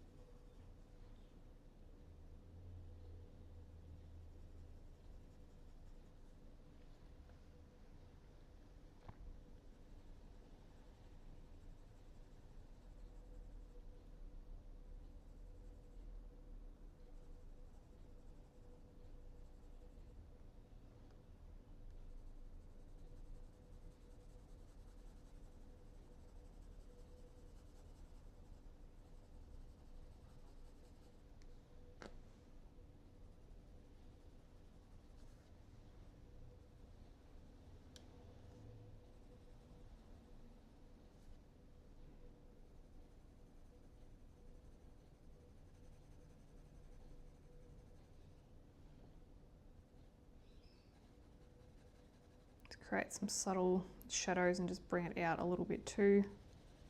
Doesn't have to be from the very edges. Just a pop of colour here and there.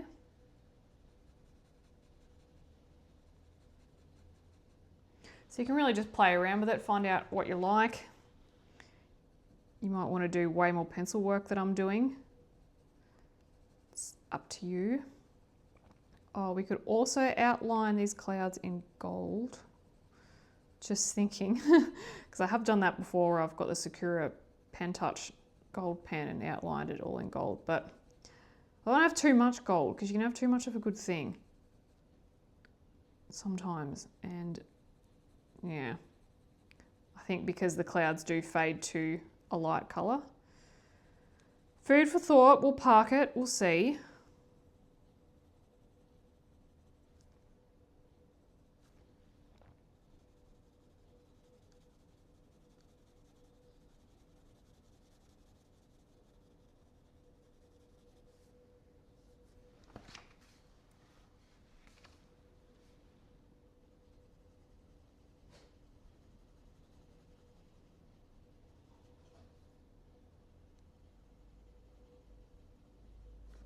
Let's get a bit more down here. Oh, too heavy. I always do that on the center of the book because of the way the page kind of bends.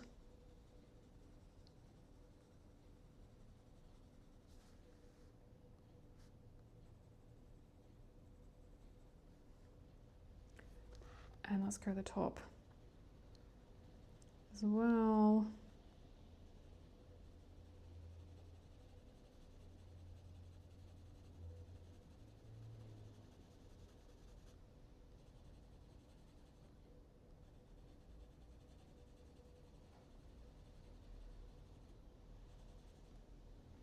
Next colour. I'm just going to go with Imperial Violet now because I reckon some of that purple that we applied initially, we could probably bring that out just a little bit. And considering that we will have the colour in the main, I just want to establish that relationship a bit more. Just so that it comes out a bit. So sometimes, yeah, if you're doing clouds one particular colour, for example, orange and pink, and if you're going to have the main like a blue purple colour, you can throw a bit of that purple colour in other objects so that the hair has something to match with. And you can just do it a little bit. It doesn't have to be heaps, because if you do it too much, then you kind of lose the effect. But I just want to bring it out a bit.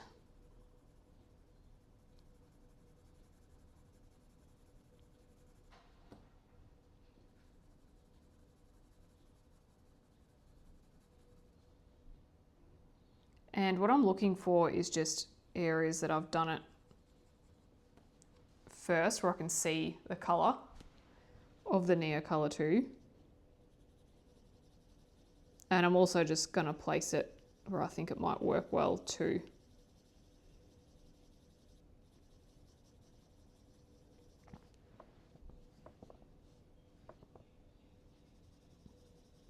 Because I don't think I put it everywhere.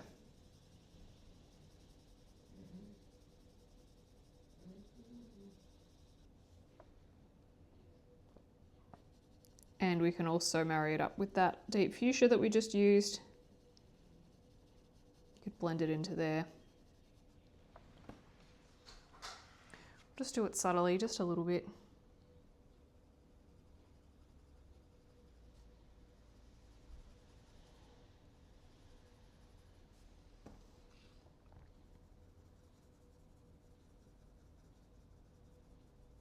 Oh, I might need to get a blender pencil and fix that.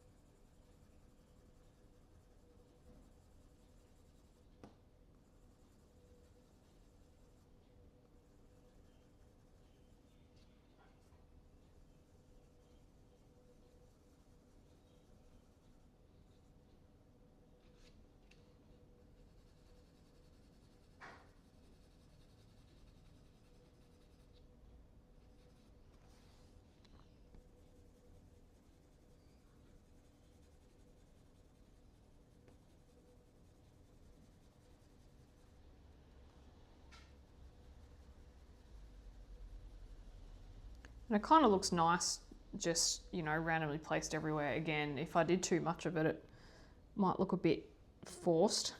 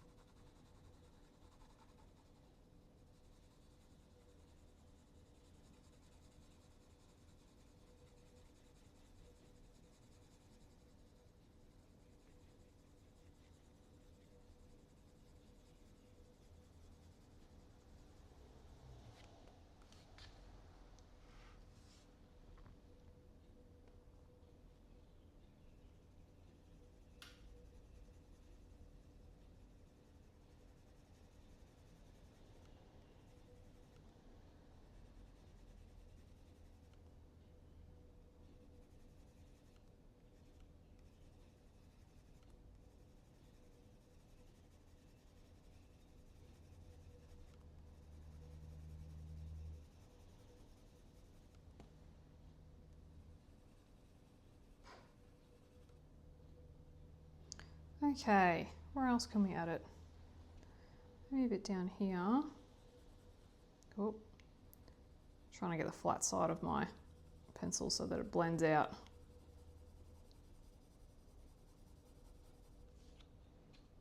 Bit up here.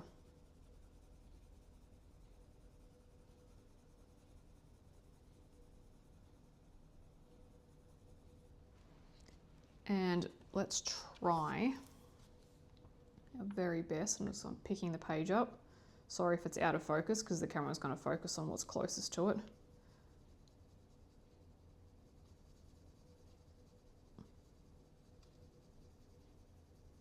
Bit of that. Right, I'm going to go in with, I've got this burnt rose colour and I'm just going to do the same thing. Pop it around the place. I'm going to see if I can blend that in, see if it works.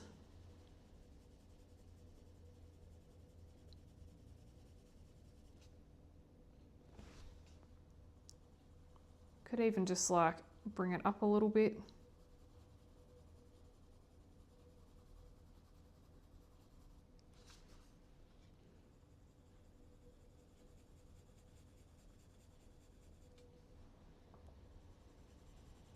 I'm not really working in a linear fashion here, like, you know, I'm not going from dark to light. I'm really just placing the colours randomly now.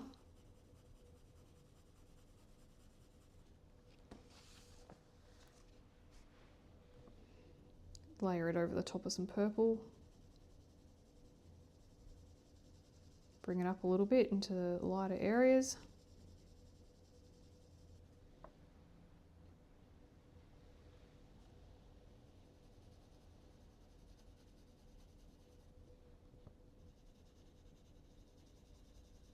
You could add a little bit of pencil work into the sky if you want. I'm going to leave it like it is for now. I quite like it. And I will be adding the shimmer mists onto it. So yeah, I do want that to be rather covered in the shimmer.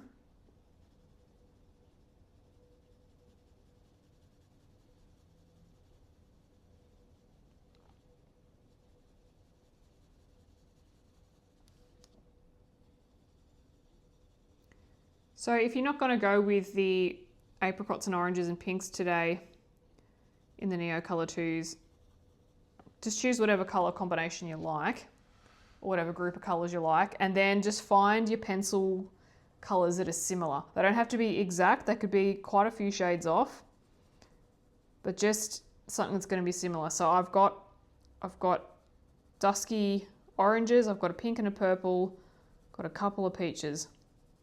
And I didn't try and do an exact match. I just scribbled them on a piece of paper and went, yep, they would look nice over what I've already done.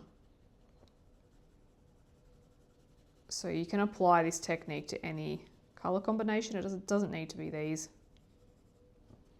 Just so you know.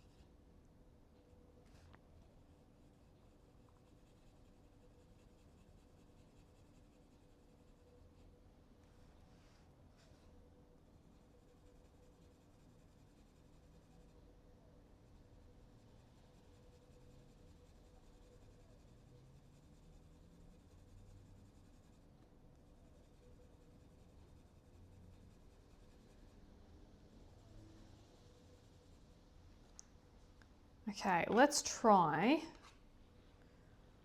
DERWENT COLOURSOFT Blush Pink.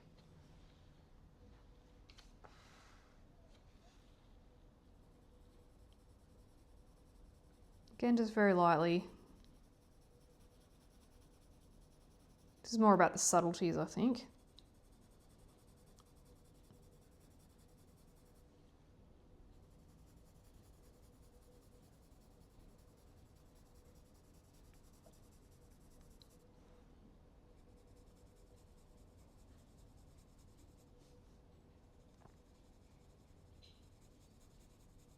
Just going to apply it on some areas where there's potentially not enough colour, like right here.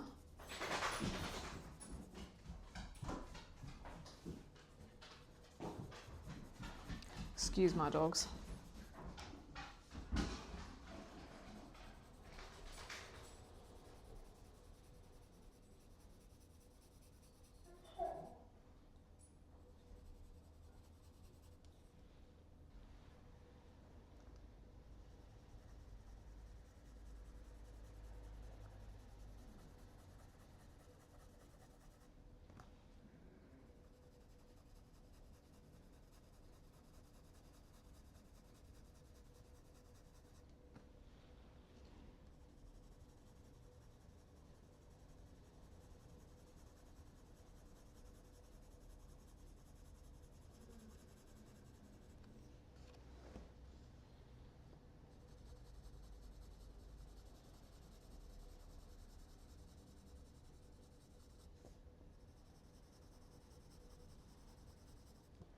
Again, it doesn't have to be everywhere, just place it where you feel led to. I just want to fill in some gaps.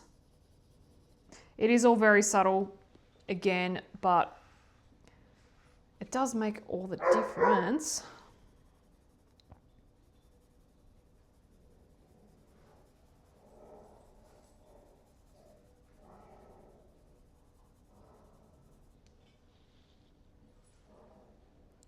You will have to excuse the dogs.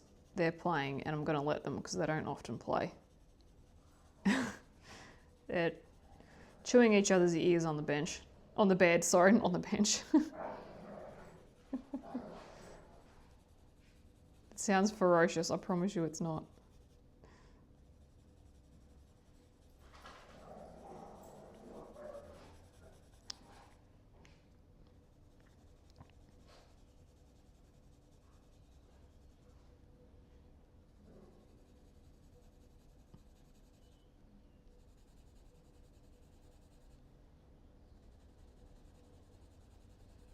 Up a little bit. There's only one other area I really want to add this to.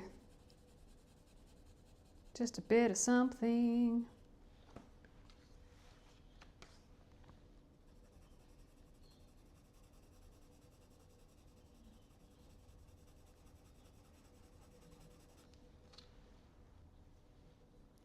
And let's do the same with yellow ochre because we have kind of lost we've lost a little bit of that Sahara yellow. So let's just bring in a little bit. Yeah, it kind of disappeared a little bit when we mixed everything, which happens, which, yeah, doesn't matter. We'll just adjust it. So bringing a bit of yellow back in. Kind of doing a medium pressure because it is a lighter colour.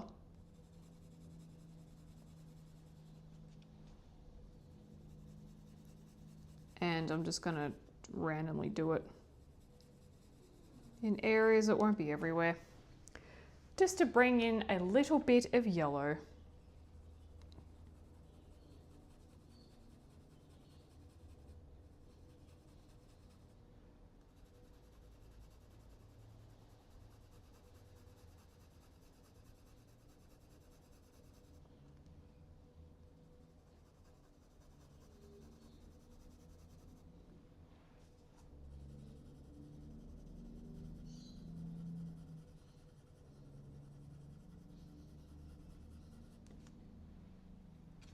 Bit on the top.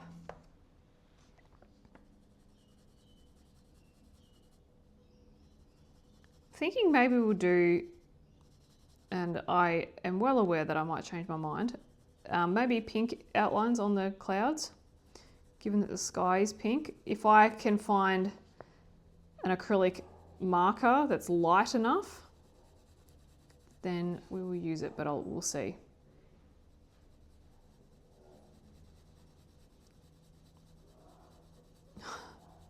Can you hear them? I'm hoping Ace and Remy come up in the microphone because, gee, they sound funny.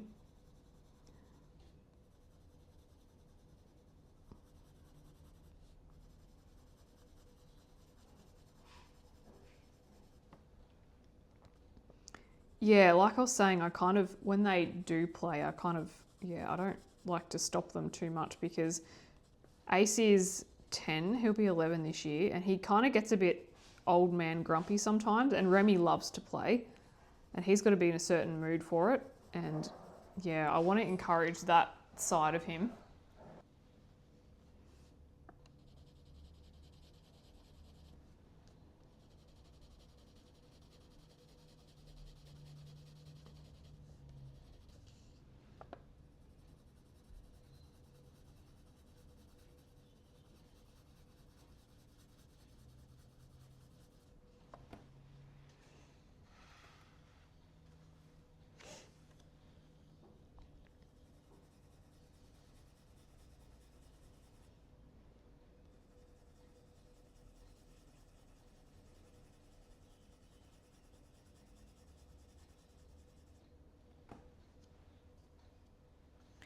Yeah, I'm liking this yellow edition.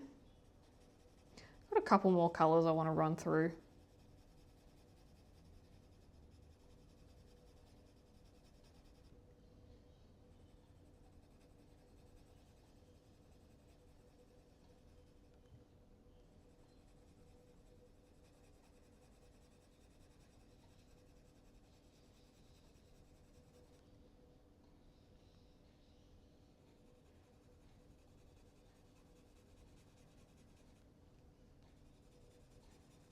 And then, yeah, we'll see how we're going for time. We might potentially leave it there.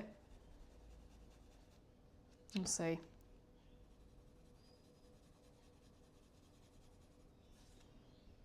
So I'm not doing every single edge, just a few of them.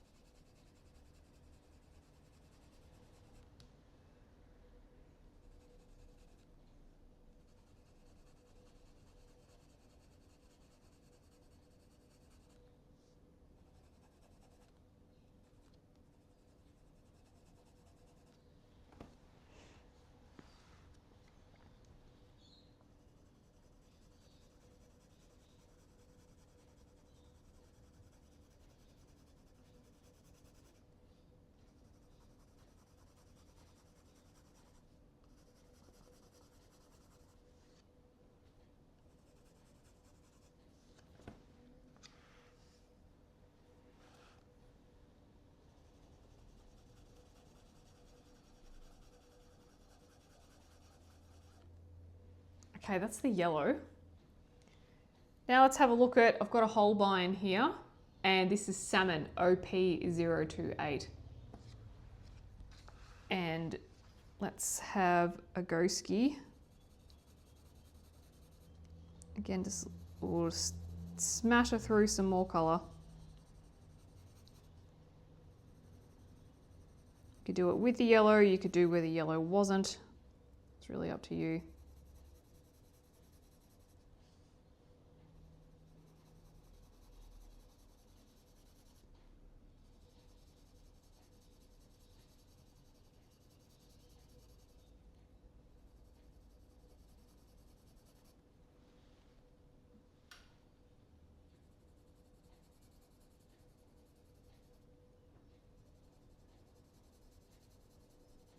Gee whiz, these HOLBEINs are nice.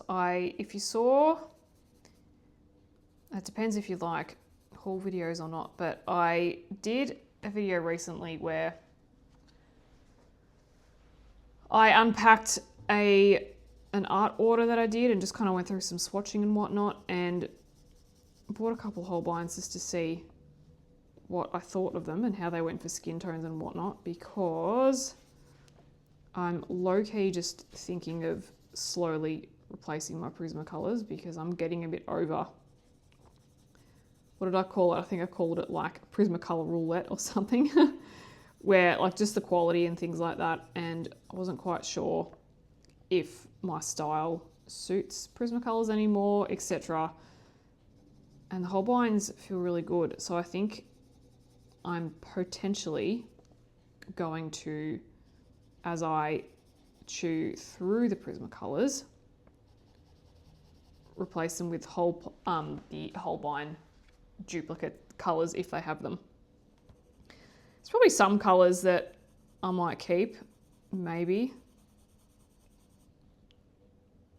But yeah, and I said this in the video too, I feel like it's very against the grain to do this, because I know that a lot of people love Prismacolor and they're very popular, but I just haven't been having the best time with them, and I've just got to be, you know, honest with myself and say when I feel like it's time to make the switch. But yeah.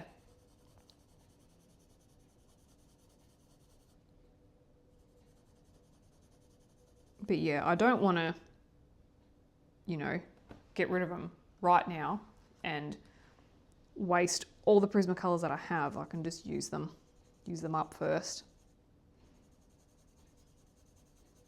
Or save my pennies and buy a new Holbein set. We shall see. It's not really a now decision that I want to make. But I am really liking these so far. I only purchased 2 colours too, and yeah, I really like the way that they behaved. So we'll keep trying them.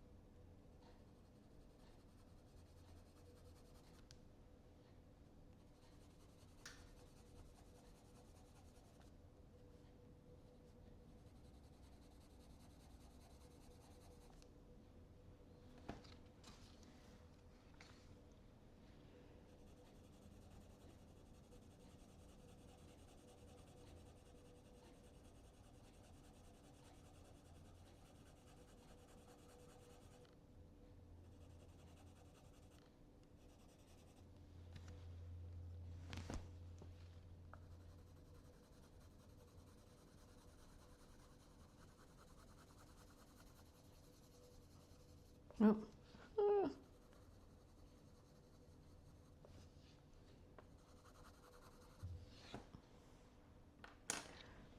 All right, let's try the same. This is the last before the white pencil. This is Holbein as well. This is Peach OP 120. Same thing. I'm just going to stop trying that area, and I'll probably just use the white to blend that out. I probably don't need to do the peach in too many areas, to be honest.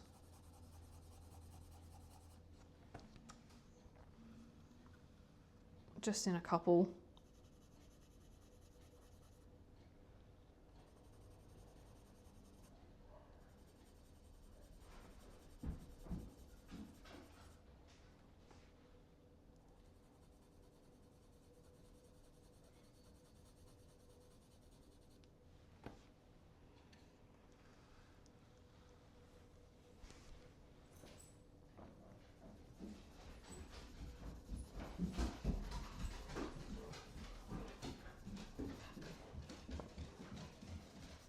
Excuse the dogs walking around again. I think Ace has realised that it's raining outside, and I think he's like, I want to go out, but he hates the rain.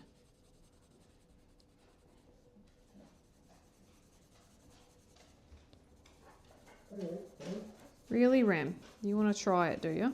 Okay.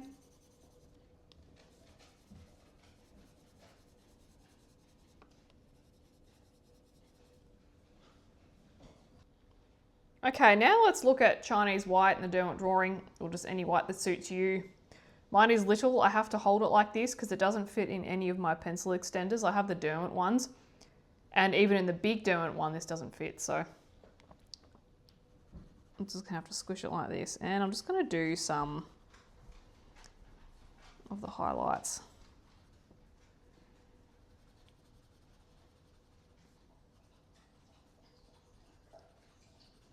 My gosh, my dogs this afternoon. All over the shop.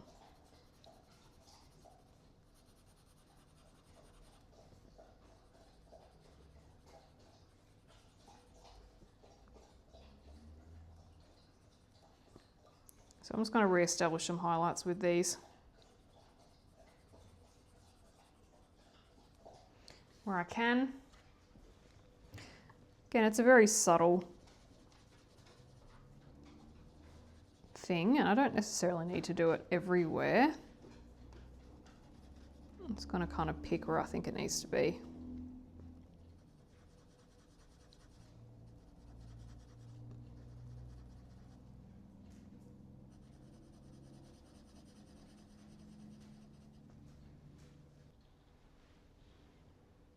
All right. And I'm just looking at the time too, and I'm thinking, you know, so we could do part 1 and part 2, and they'll probably be 2.5 hours each, because I don't think that these are going to take me that long, the horses, the way that I want to do them. So the option is that we can go one big video,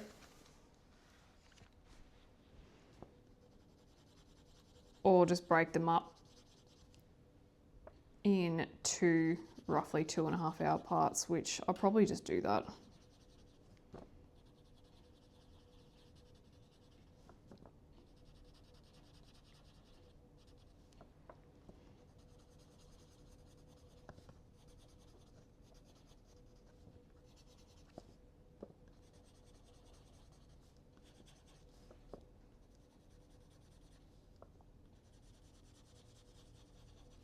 Yeah, I really don't think the horses are going to take that long. There's the hair to do.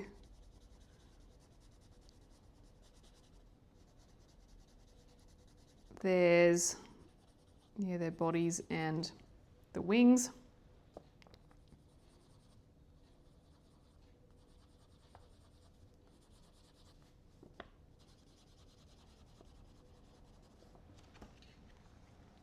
Might not be too bad at all. But yeah, we'll just break it up because, you know, the max length of a video that I will probably film is about 4 hours plus, like maybe 4.5 if I'm really wanting to get something in one video, but 5 is just a bit much. That's just, it's too big of a video to edit. It's too big of a video to export and upload to YouTube. It's just massive.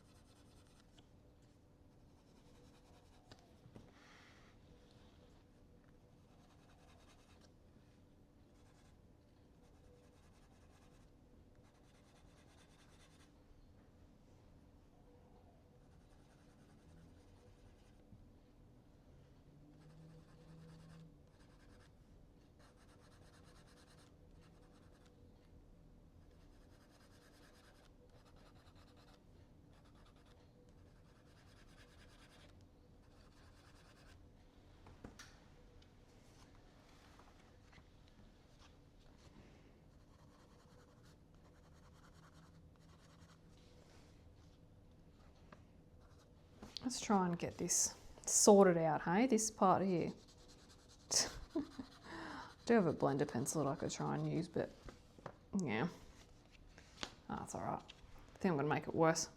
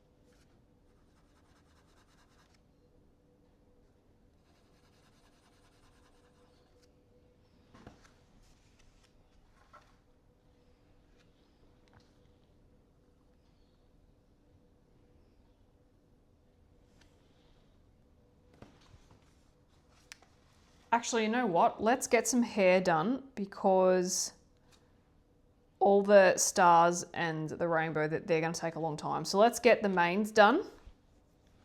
I think we can get that done and that should be fine.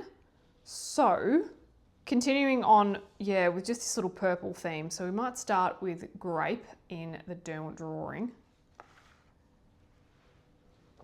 And yeah, I don't feel like I need to do the DERWENT ink tints for these.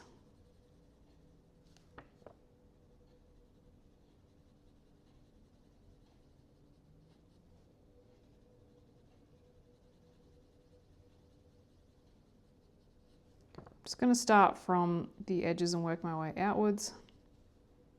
The innermost part, so the darkest part,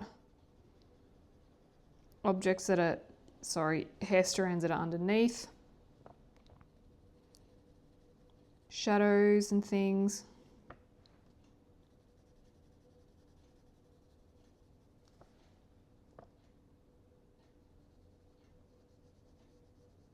And fade them out. And I've got about 4 or 5 other colours in front of me that we can blend through. We don't necessarily need to go from darkest to light with these either. I'll just start with the grape and we'll see where we end up.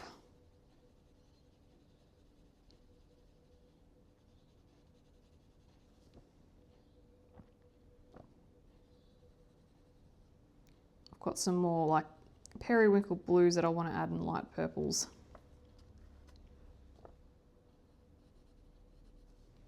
Wings I'm not really sure about yet, we'll see.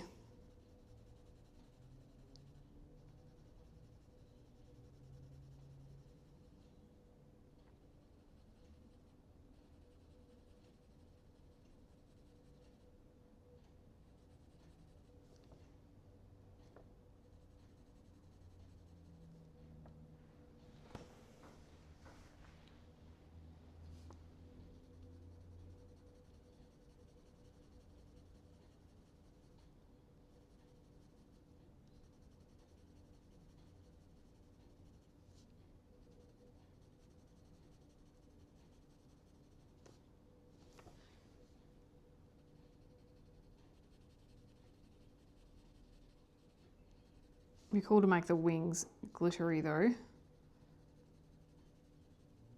So maybe we'll do those later, after we've done the little horsey bodies and stuff. At this stage, I think the tails will probably match the mains.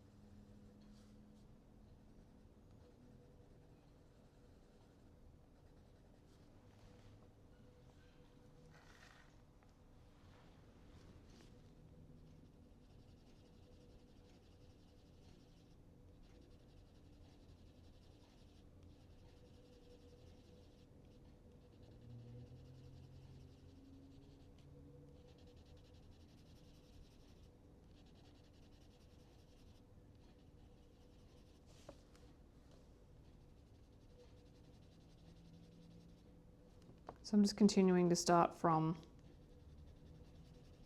behind the head and bring it down.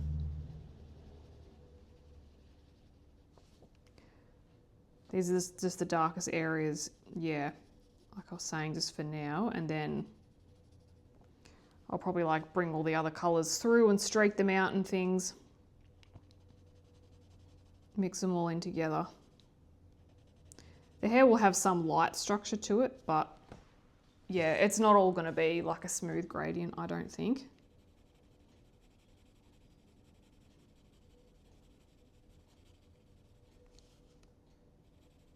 We'll see where we end up.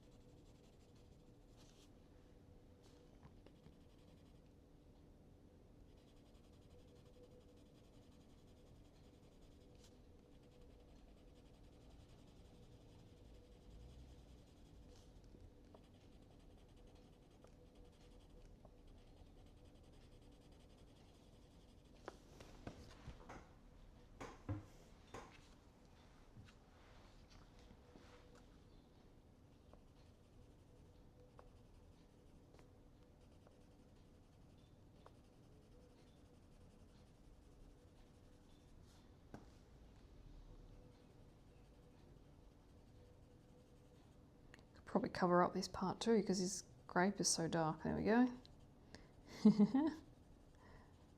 Funny.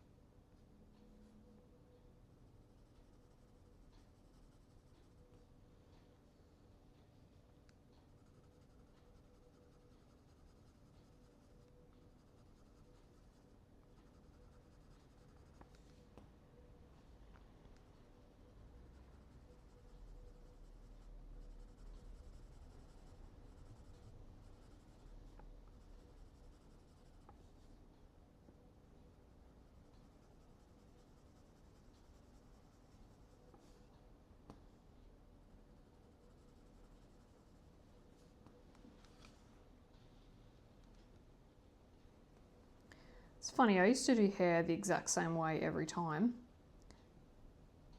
but now I really change it up depending on the style of hair that we have, whether it's short strand, long strands. Is it grayscale image? Is it one of these where the hair's all in sections?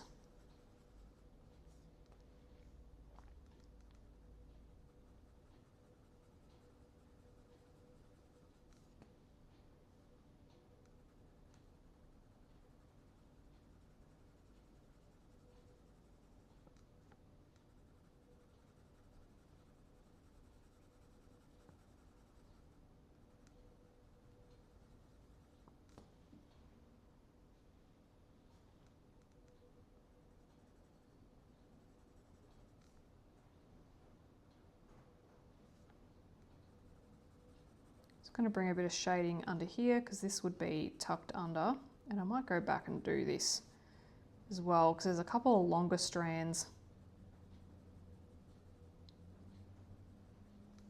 that'll probably benefit from having these longer shadows.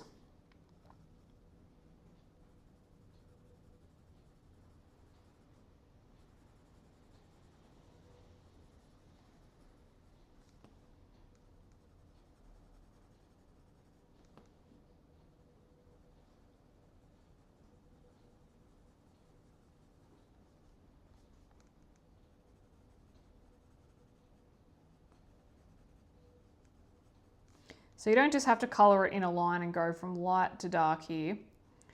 You can, say, put some grape here, you could put some down there where it's darker, where it flips. Or you could just colour it in big sections like this, where I'm putting it, the shading up the top in the corner here, and then like this, where I'm just bringing the shading around where it's overlapping. Lots of different ways you could do it. Again, for me, it just depends on the style of hair that we're looking at. I don't always go for realism. It depends, yeah, it just depends.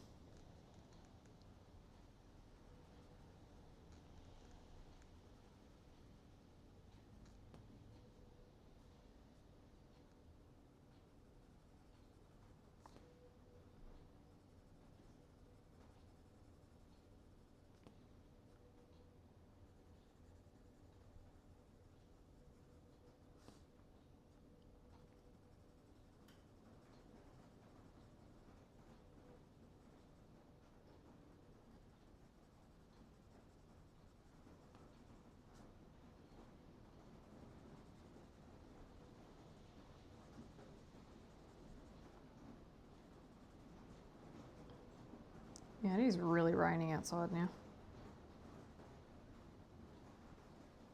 And it's really dark too. This time of year for us, it doesn't get dark till about 5:30, 5:45, but it's 4:30 and I feel like it's way later than that.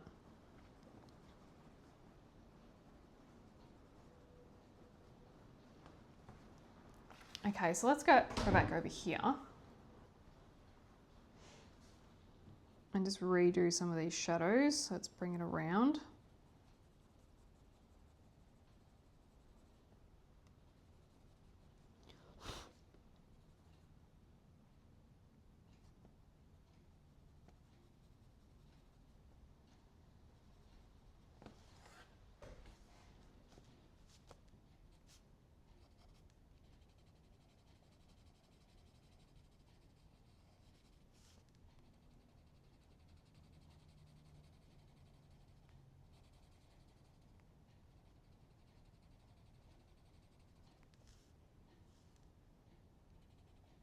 Nope, I just coloured a piece of wing.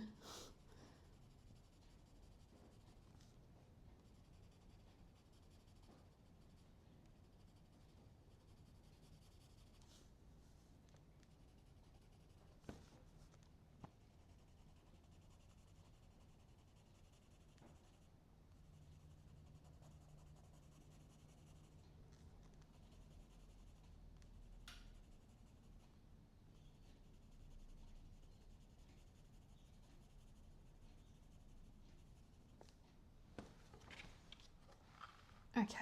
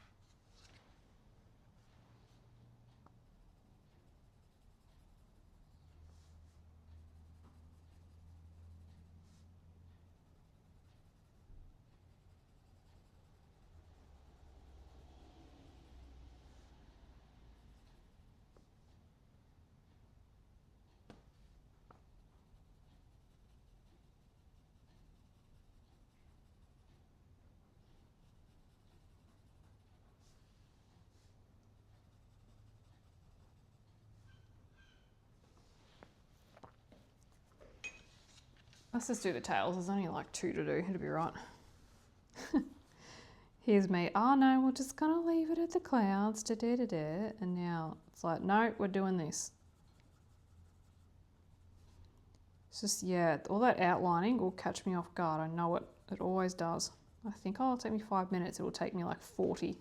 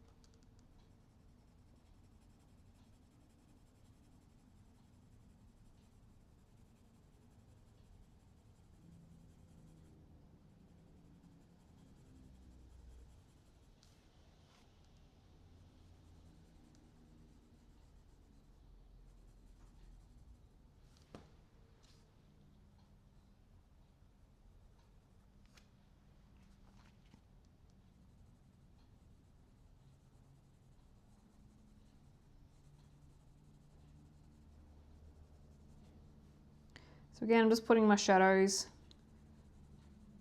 on the pieces that are underneath, and on the long parts, I'll just bring it out a little bit, but just lightly. So we can drag it out. Again, the reason why I'm doing it this way is just because of the way the hair is shaped. And I think it's probably what's going to suit the style the best. I probably wouldn't have this approach with Christine Karen. I might have something different, but yeah.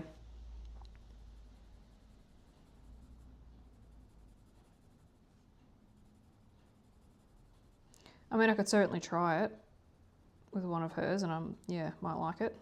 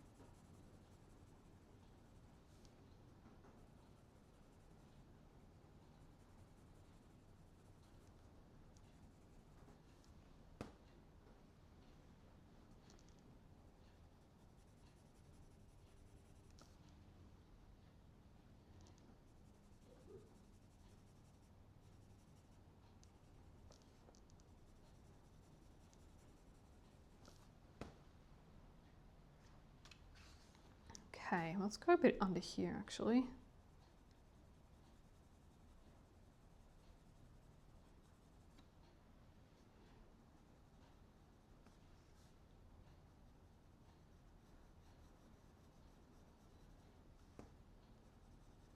There too.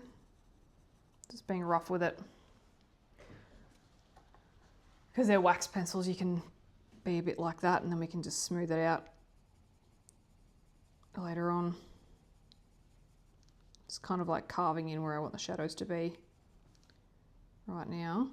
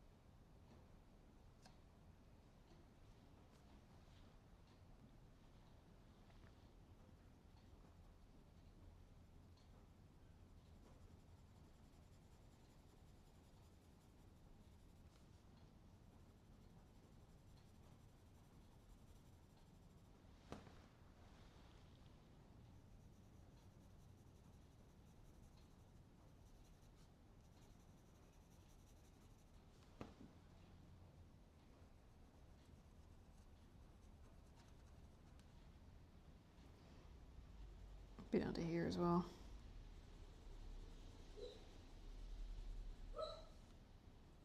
Oh my gosh, dogs.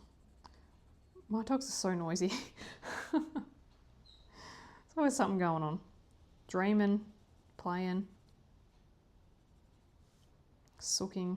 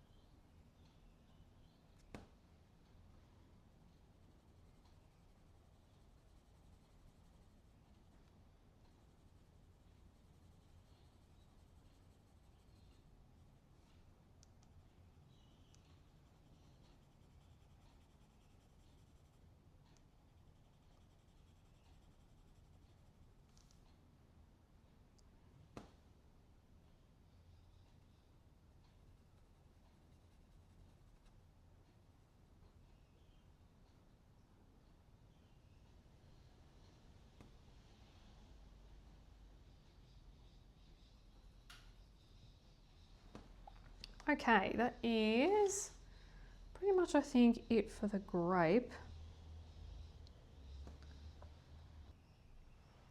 Next colour I think we'll add in is the DERWENT COLOURSOFT Royal Purple. So it's a very blue purple, C270. And I'm just going to bring it out from the grape and just, yeah, further out. Work on what we've already done.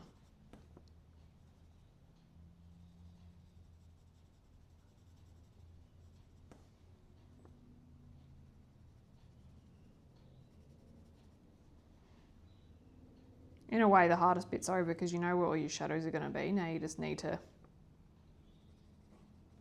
bring out the colour.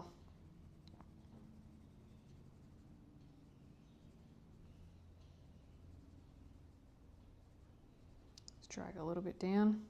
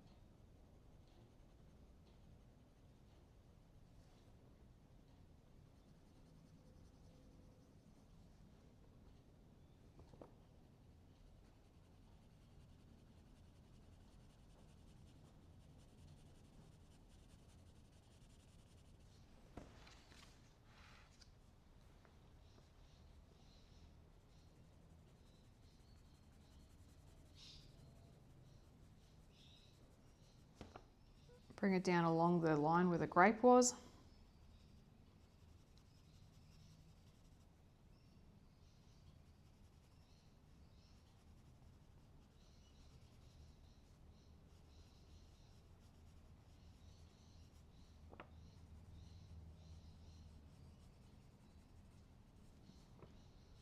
Geez, you can really get good control with the COLOURSOFT on this paper. You can really get good control with how light and how deep you want things to look.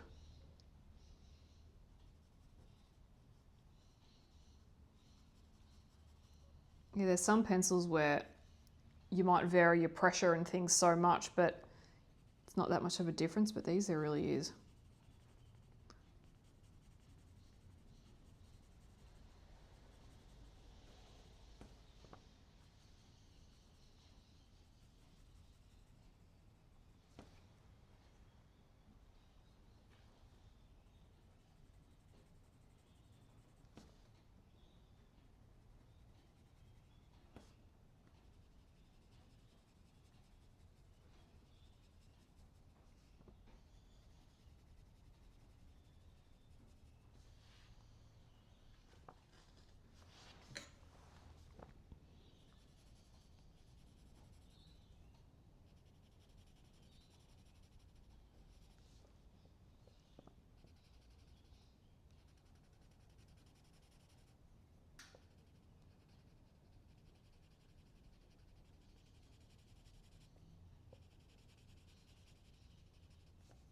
Oh, I forgot the grape here. It doesn't matter.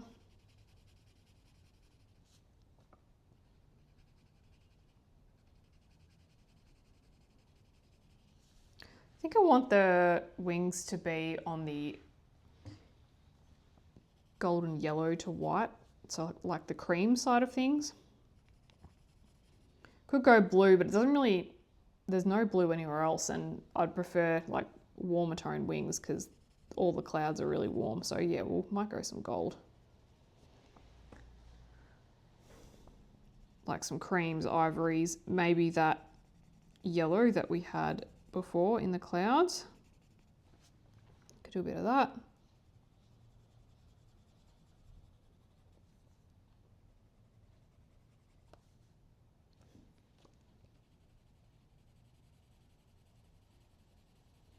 Let's drag this over a bit. Yeah, see how like rather than just a straight cut off of colour, so not like there, see how I've like dragged it down? That's how you can just kind of bring out your shadows with the shape of what you're colouring.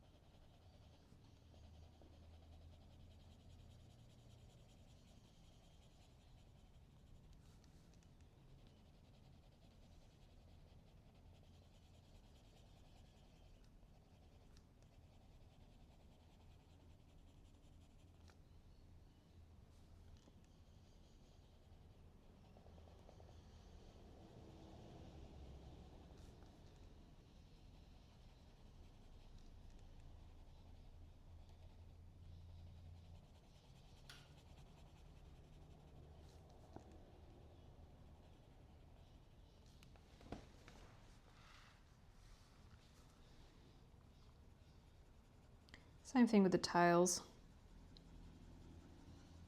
Same approach. Just bring the shadows out. Don't lop it off straight, just curve it around.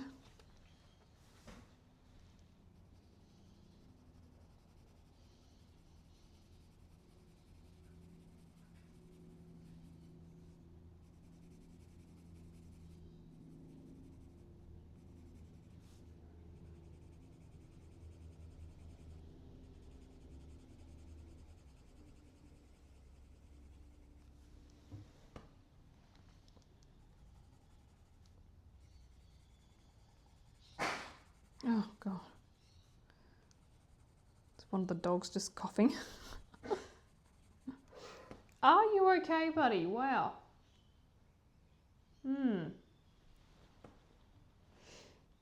Just old dog things.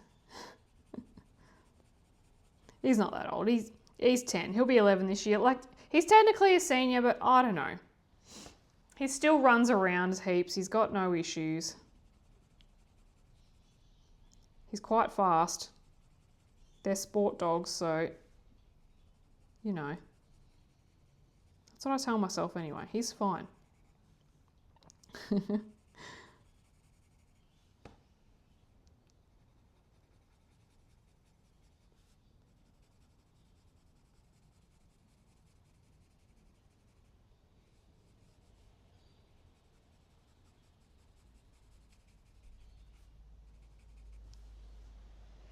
And also with these, you don't have to colour every single portion on its own. You can group them together.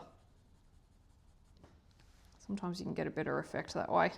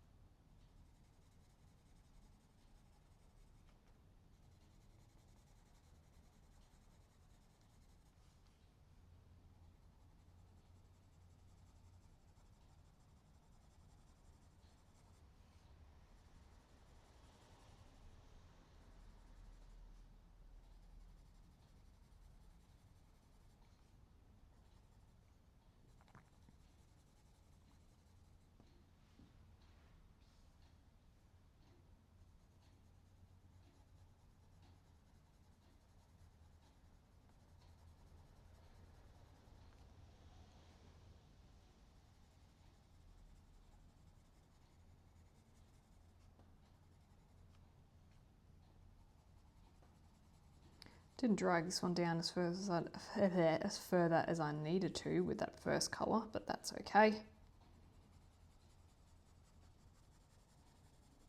Do a bit of it now.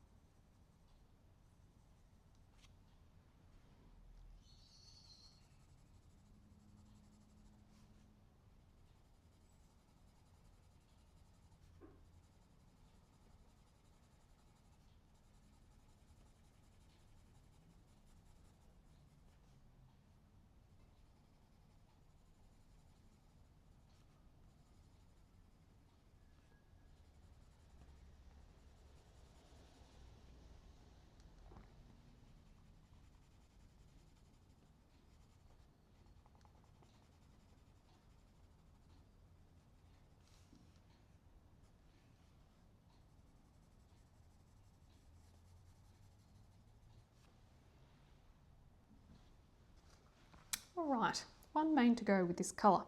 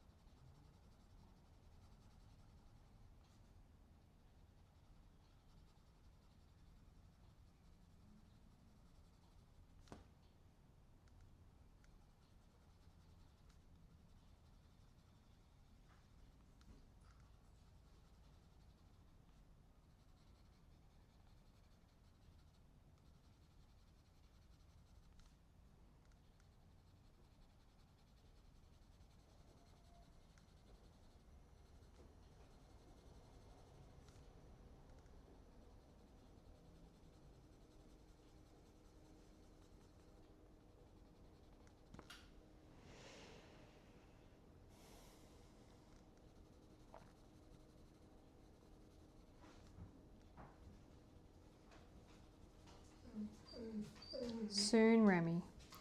Remy wants her dinner. Soon, Remy.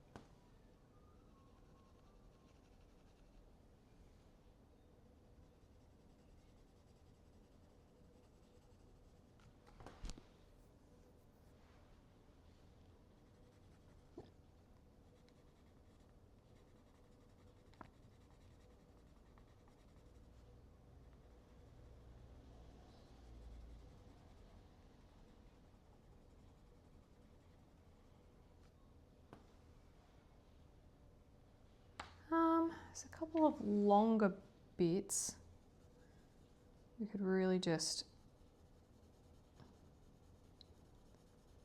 carve out some shadows with.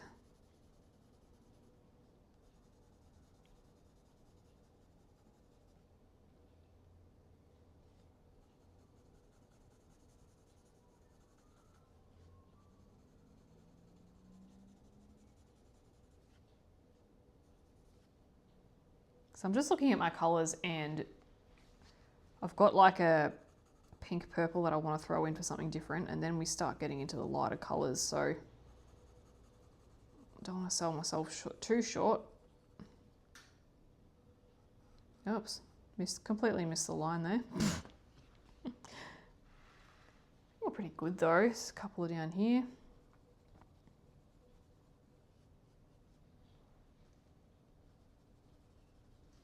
Now let's deviate from the very blue purple that we've got going and add in a bit of a pink purple, which is Dahlia Purple from Prismacolor, PC1009. And I'm just going to pop it in on a few of the strands, so not all of them. Because I do want to go back to the blue purple colour, but I do just want to add a little bit of variance in, something a bit different.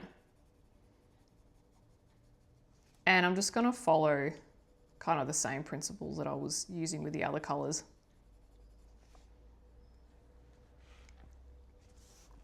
So we could go down here a little bit.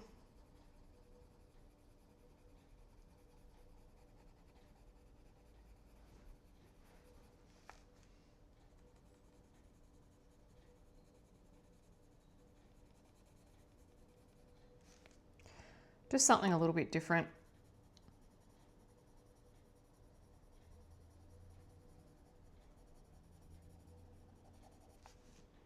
You could use any colour you like, really. You could use hot pink. You could maybe throw some orange in and see how that goes, some peaches.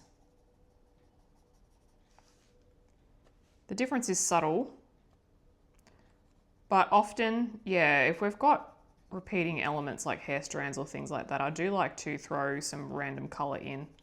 I don't want to say random, it is deliberate. But yeah, I do like to have just a point of difference in.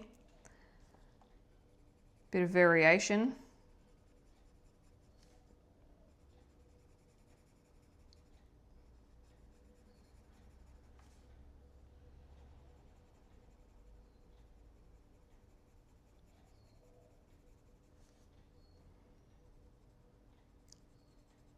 And I'm just picking, yeah, a few strands of hair, ones that might not have as much colour on them.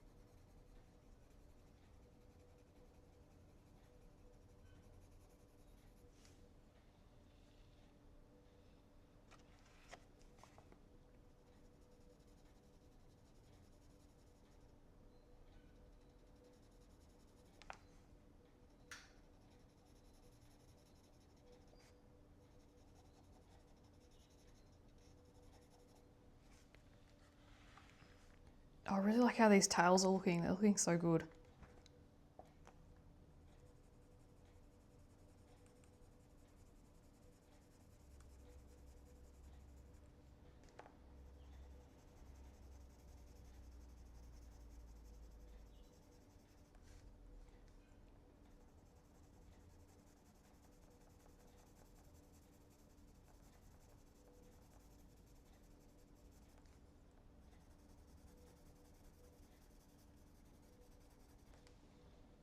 And you don't even have to go the whole way down the strand. You could just do it in little bits.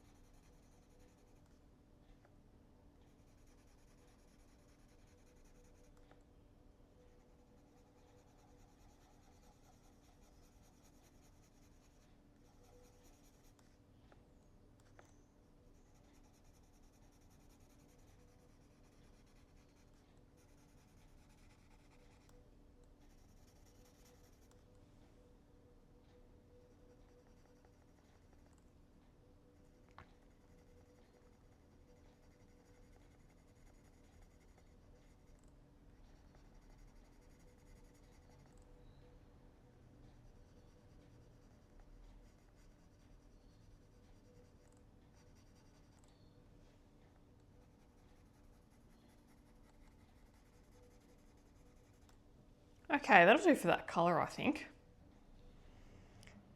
Let's go for Polar Ice in the Derwent drawing.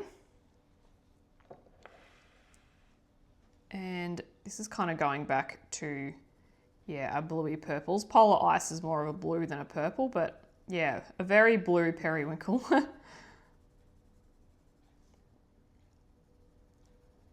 And I'm just going to blend it in with those darker colours.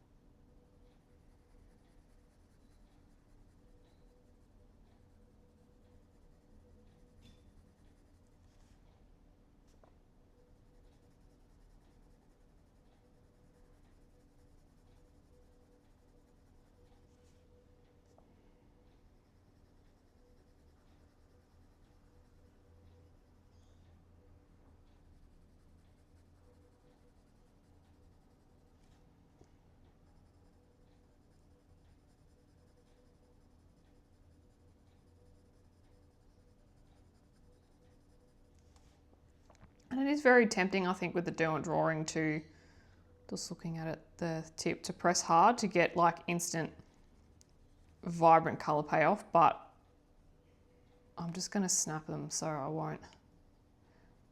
And I think that's just what we get with soft core pencils. I know it'd be ideal if that never happened, but so I'll just go lightly.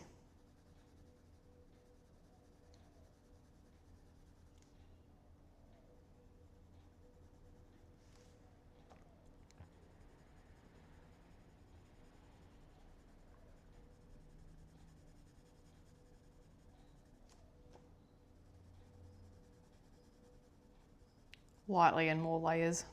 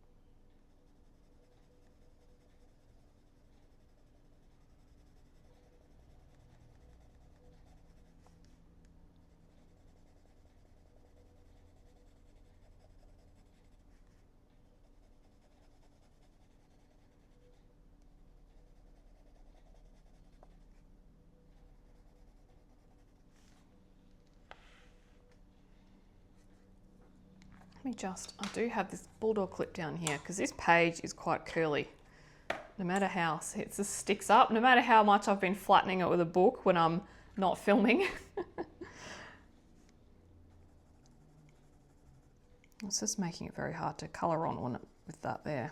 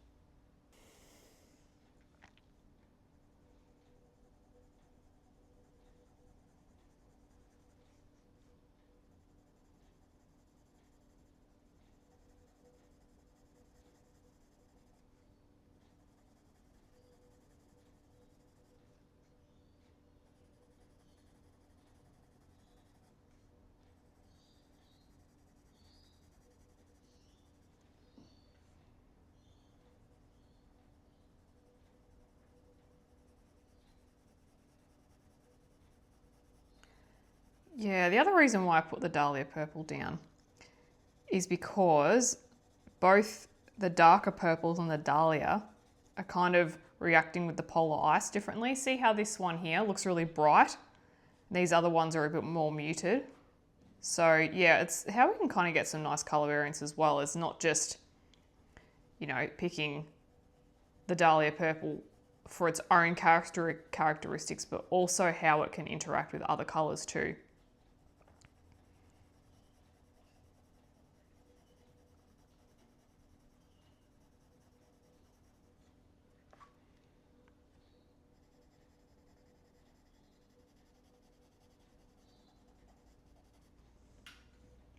And then of course we've got the edges of the tails here that have been covered and coloured with portions of the Neocolor too as well. So they're all interacting together with the pencil that we're applying.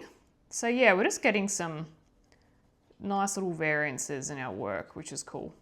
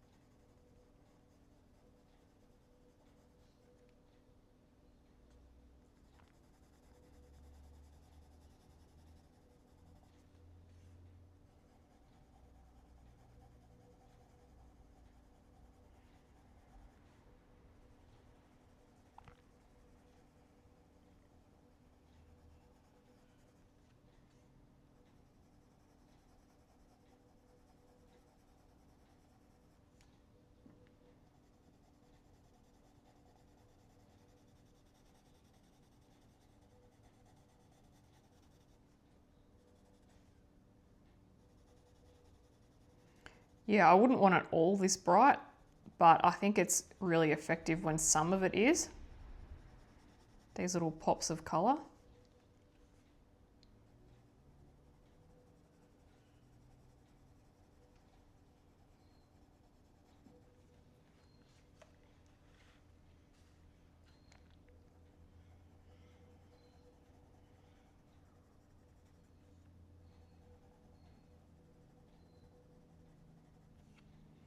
Okay, last section of hair before we move on.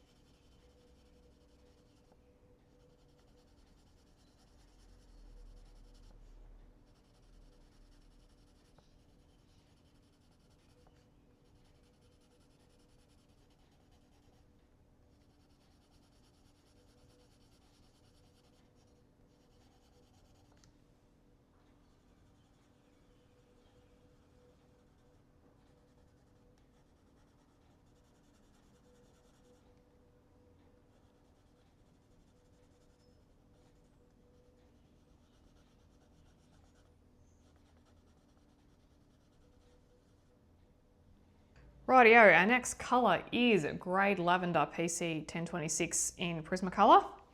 I don't know if I'm going to burnish with this, we'll see. I don't know if it's not going to be, maybe it's going to be light enough, maybe it's going to be too dark. I don't want to, yeah, I think I would want to leave a little bit of a little bit of a white gap, potentially.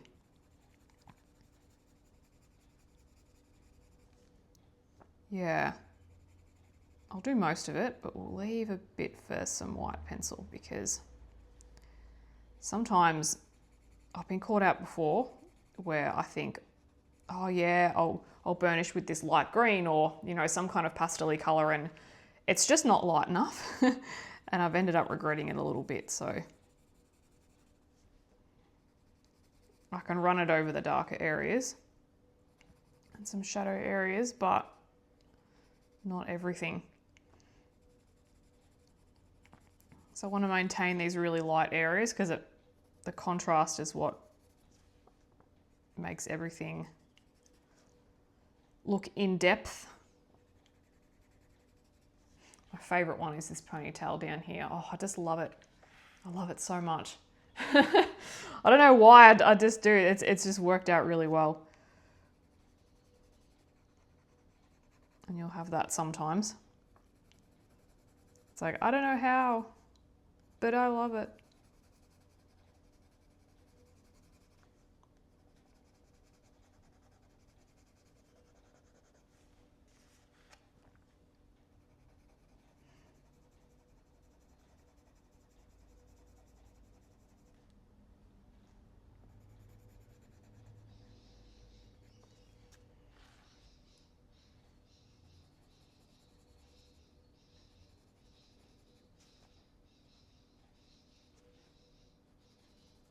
Yeah, so going back to values, I suppose leaving some white areas is going to increase the difference between the value that we can see if we were to put this in grayscale. You would have a big difference between the lightest grey and the darkest.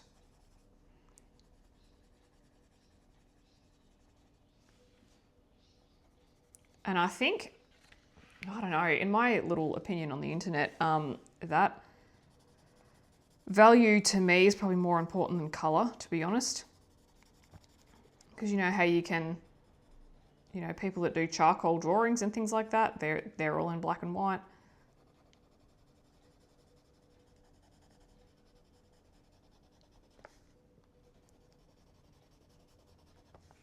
So yeah, I feel like if we can nail that, if we can focus on value, if we can focus on getting some good contrast, and colours will just naturally slot into that with a bit of theory, of course.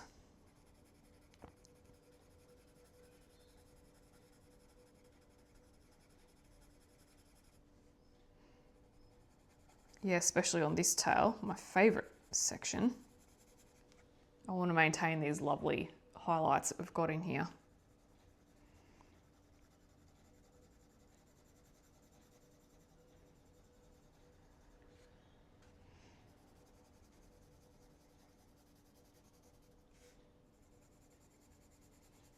If I do say so myself.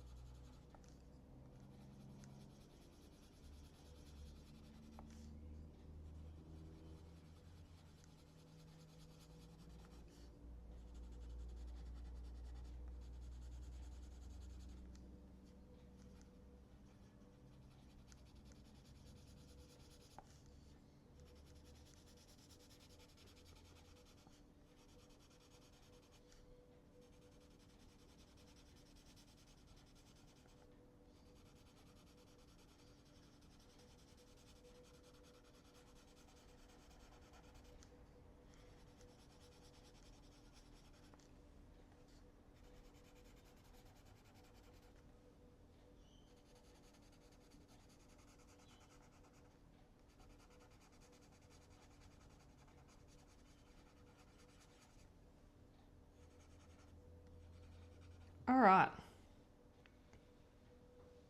Now for my Chinese white, do my drawing. And I'm just gonna go over all the white areas that are left. And sorry, you might not be able to see this very well. Again, I don't have my pencil extender range. Do not fit these. I even have the DERWENT ones. And I couldn't fit this one in, so I'm just gonna hold it awkwardly.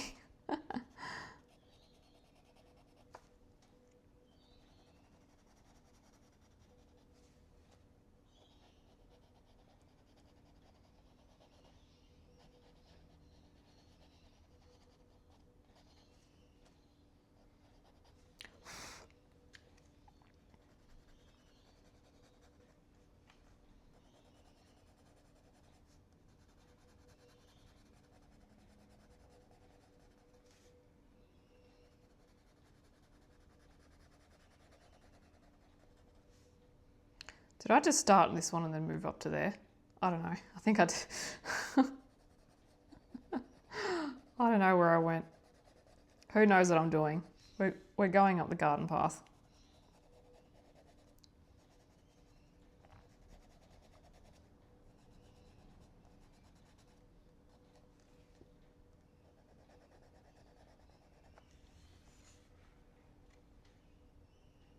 Did I? No, I don't know.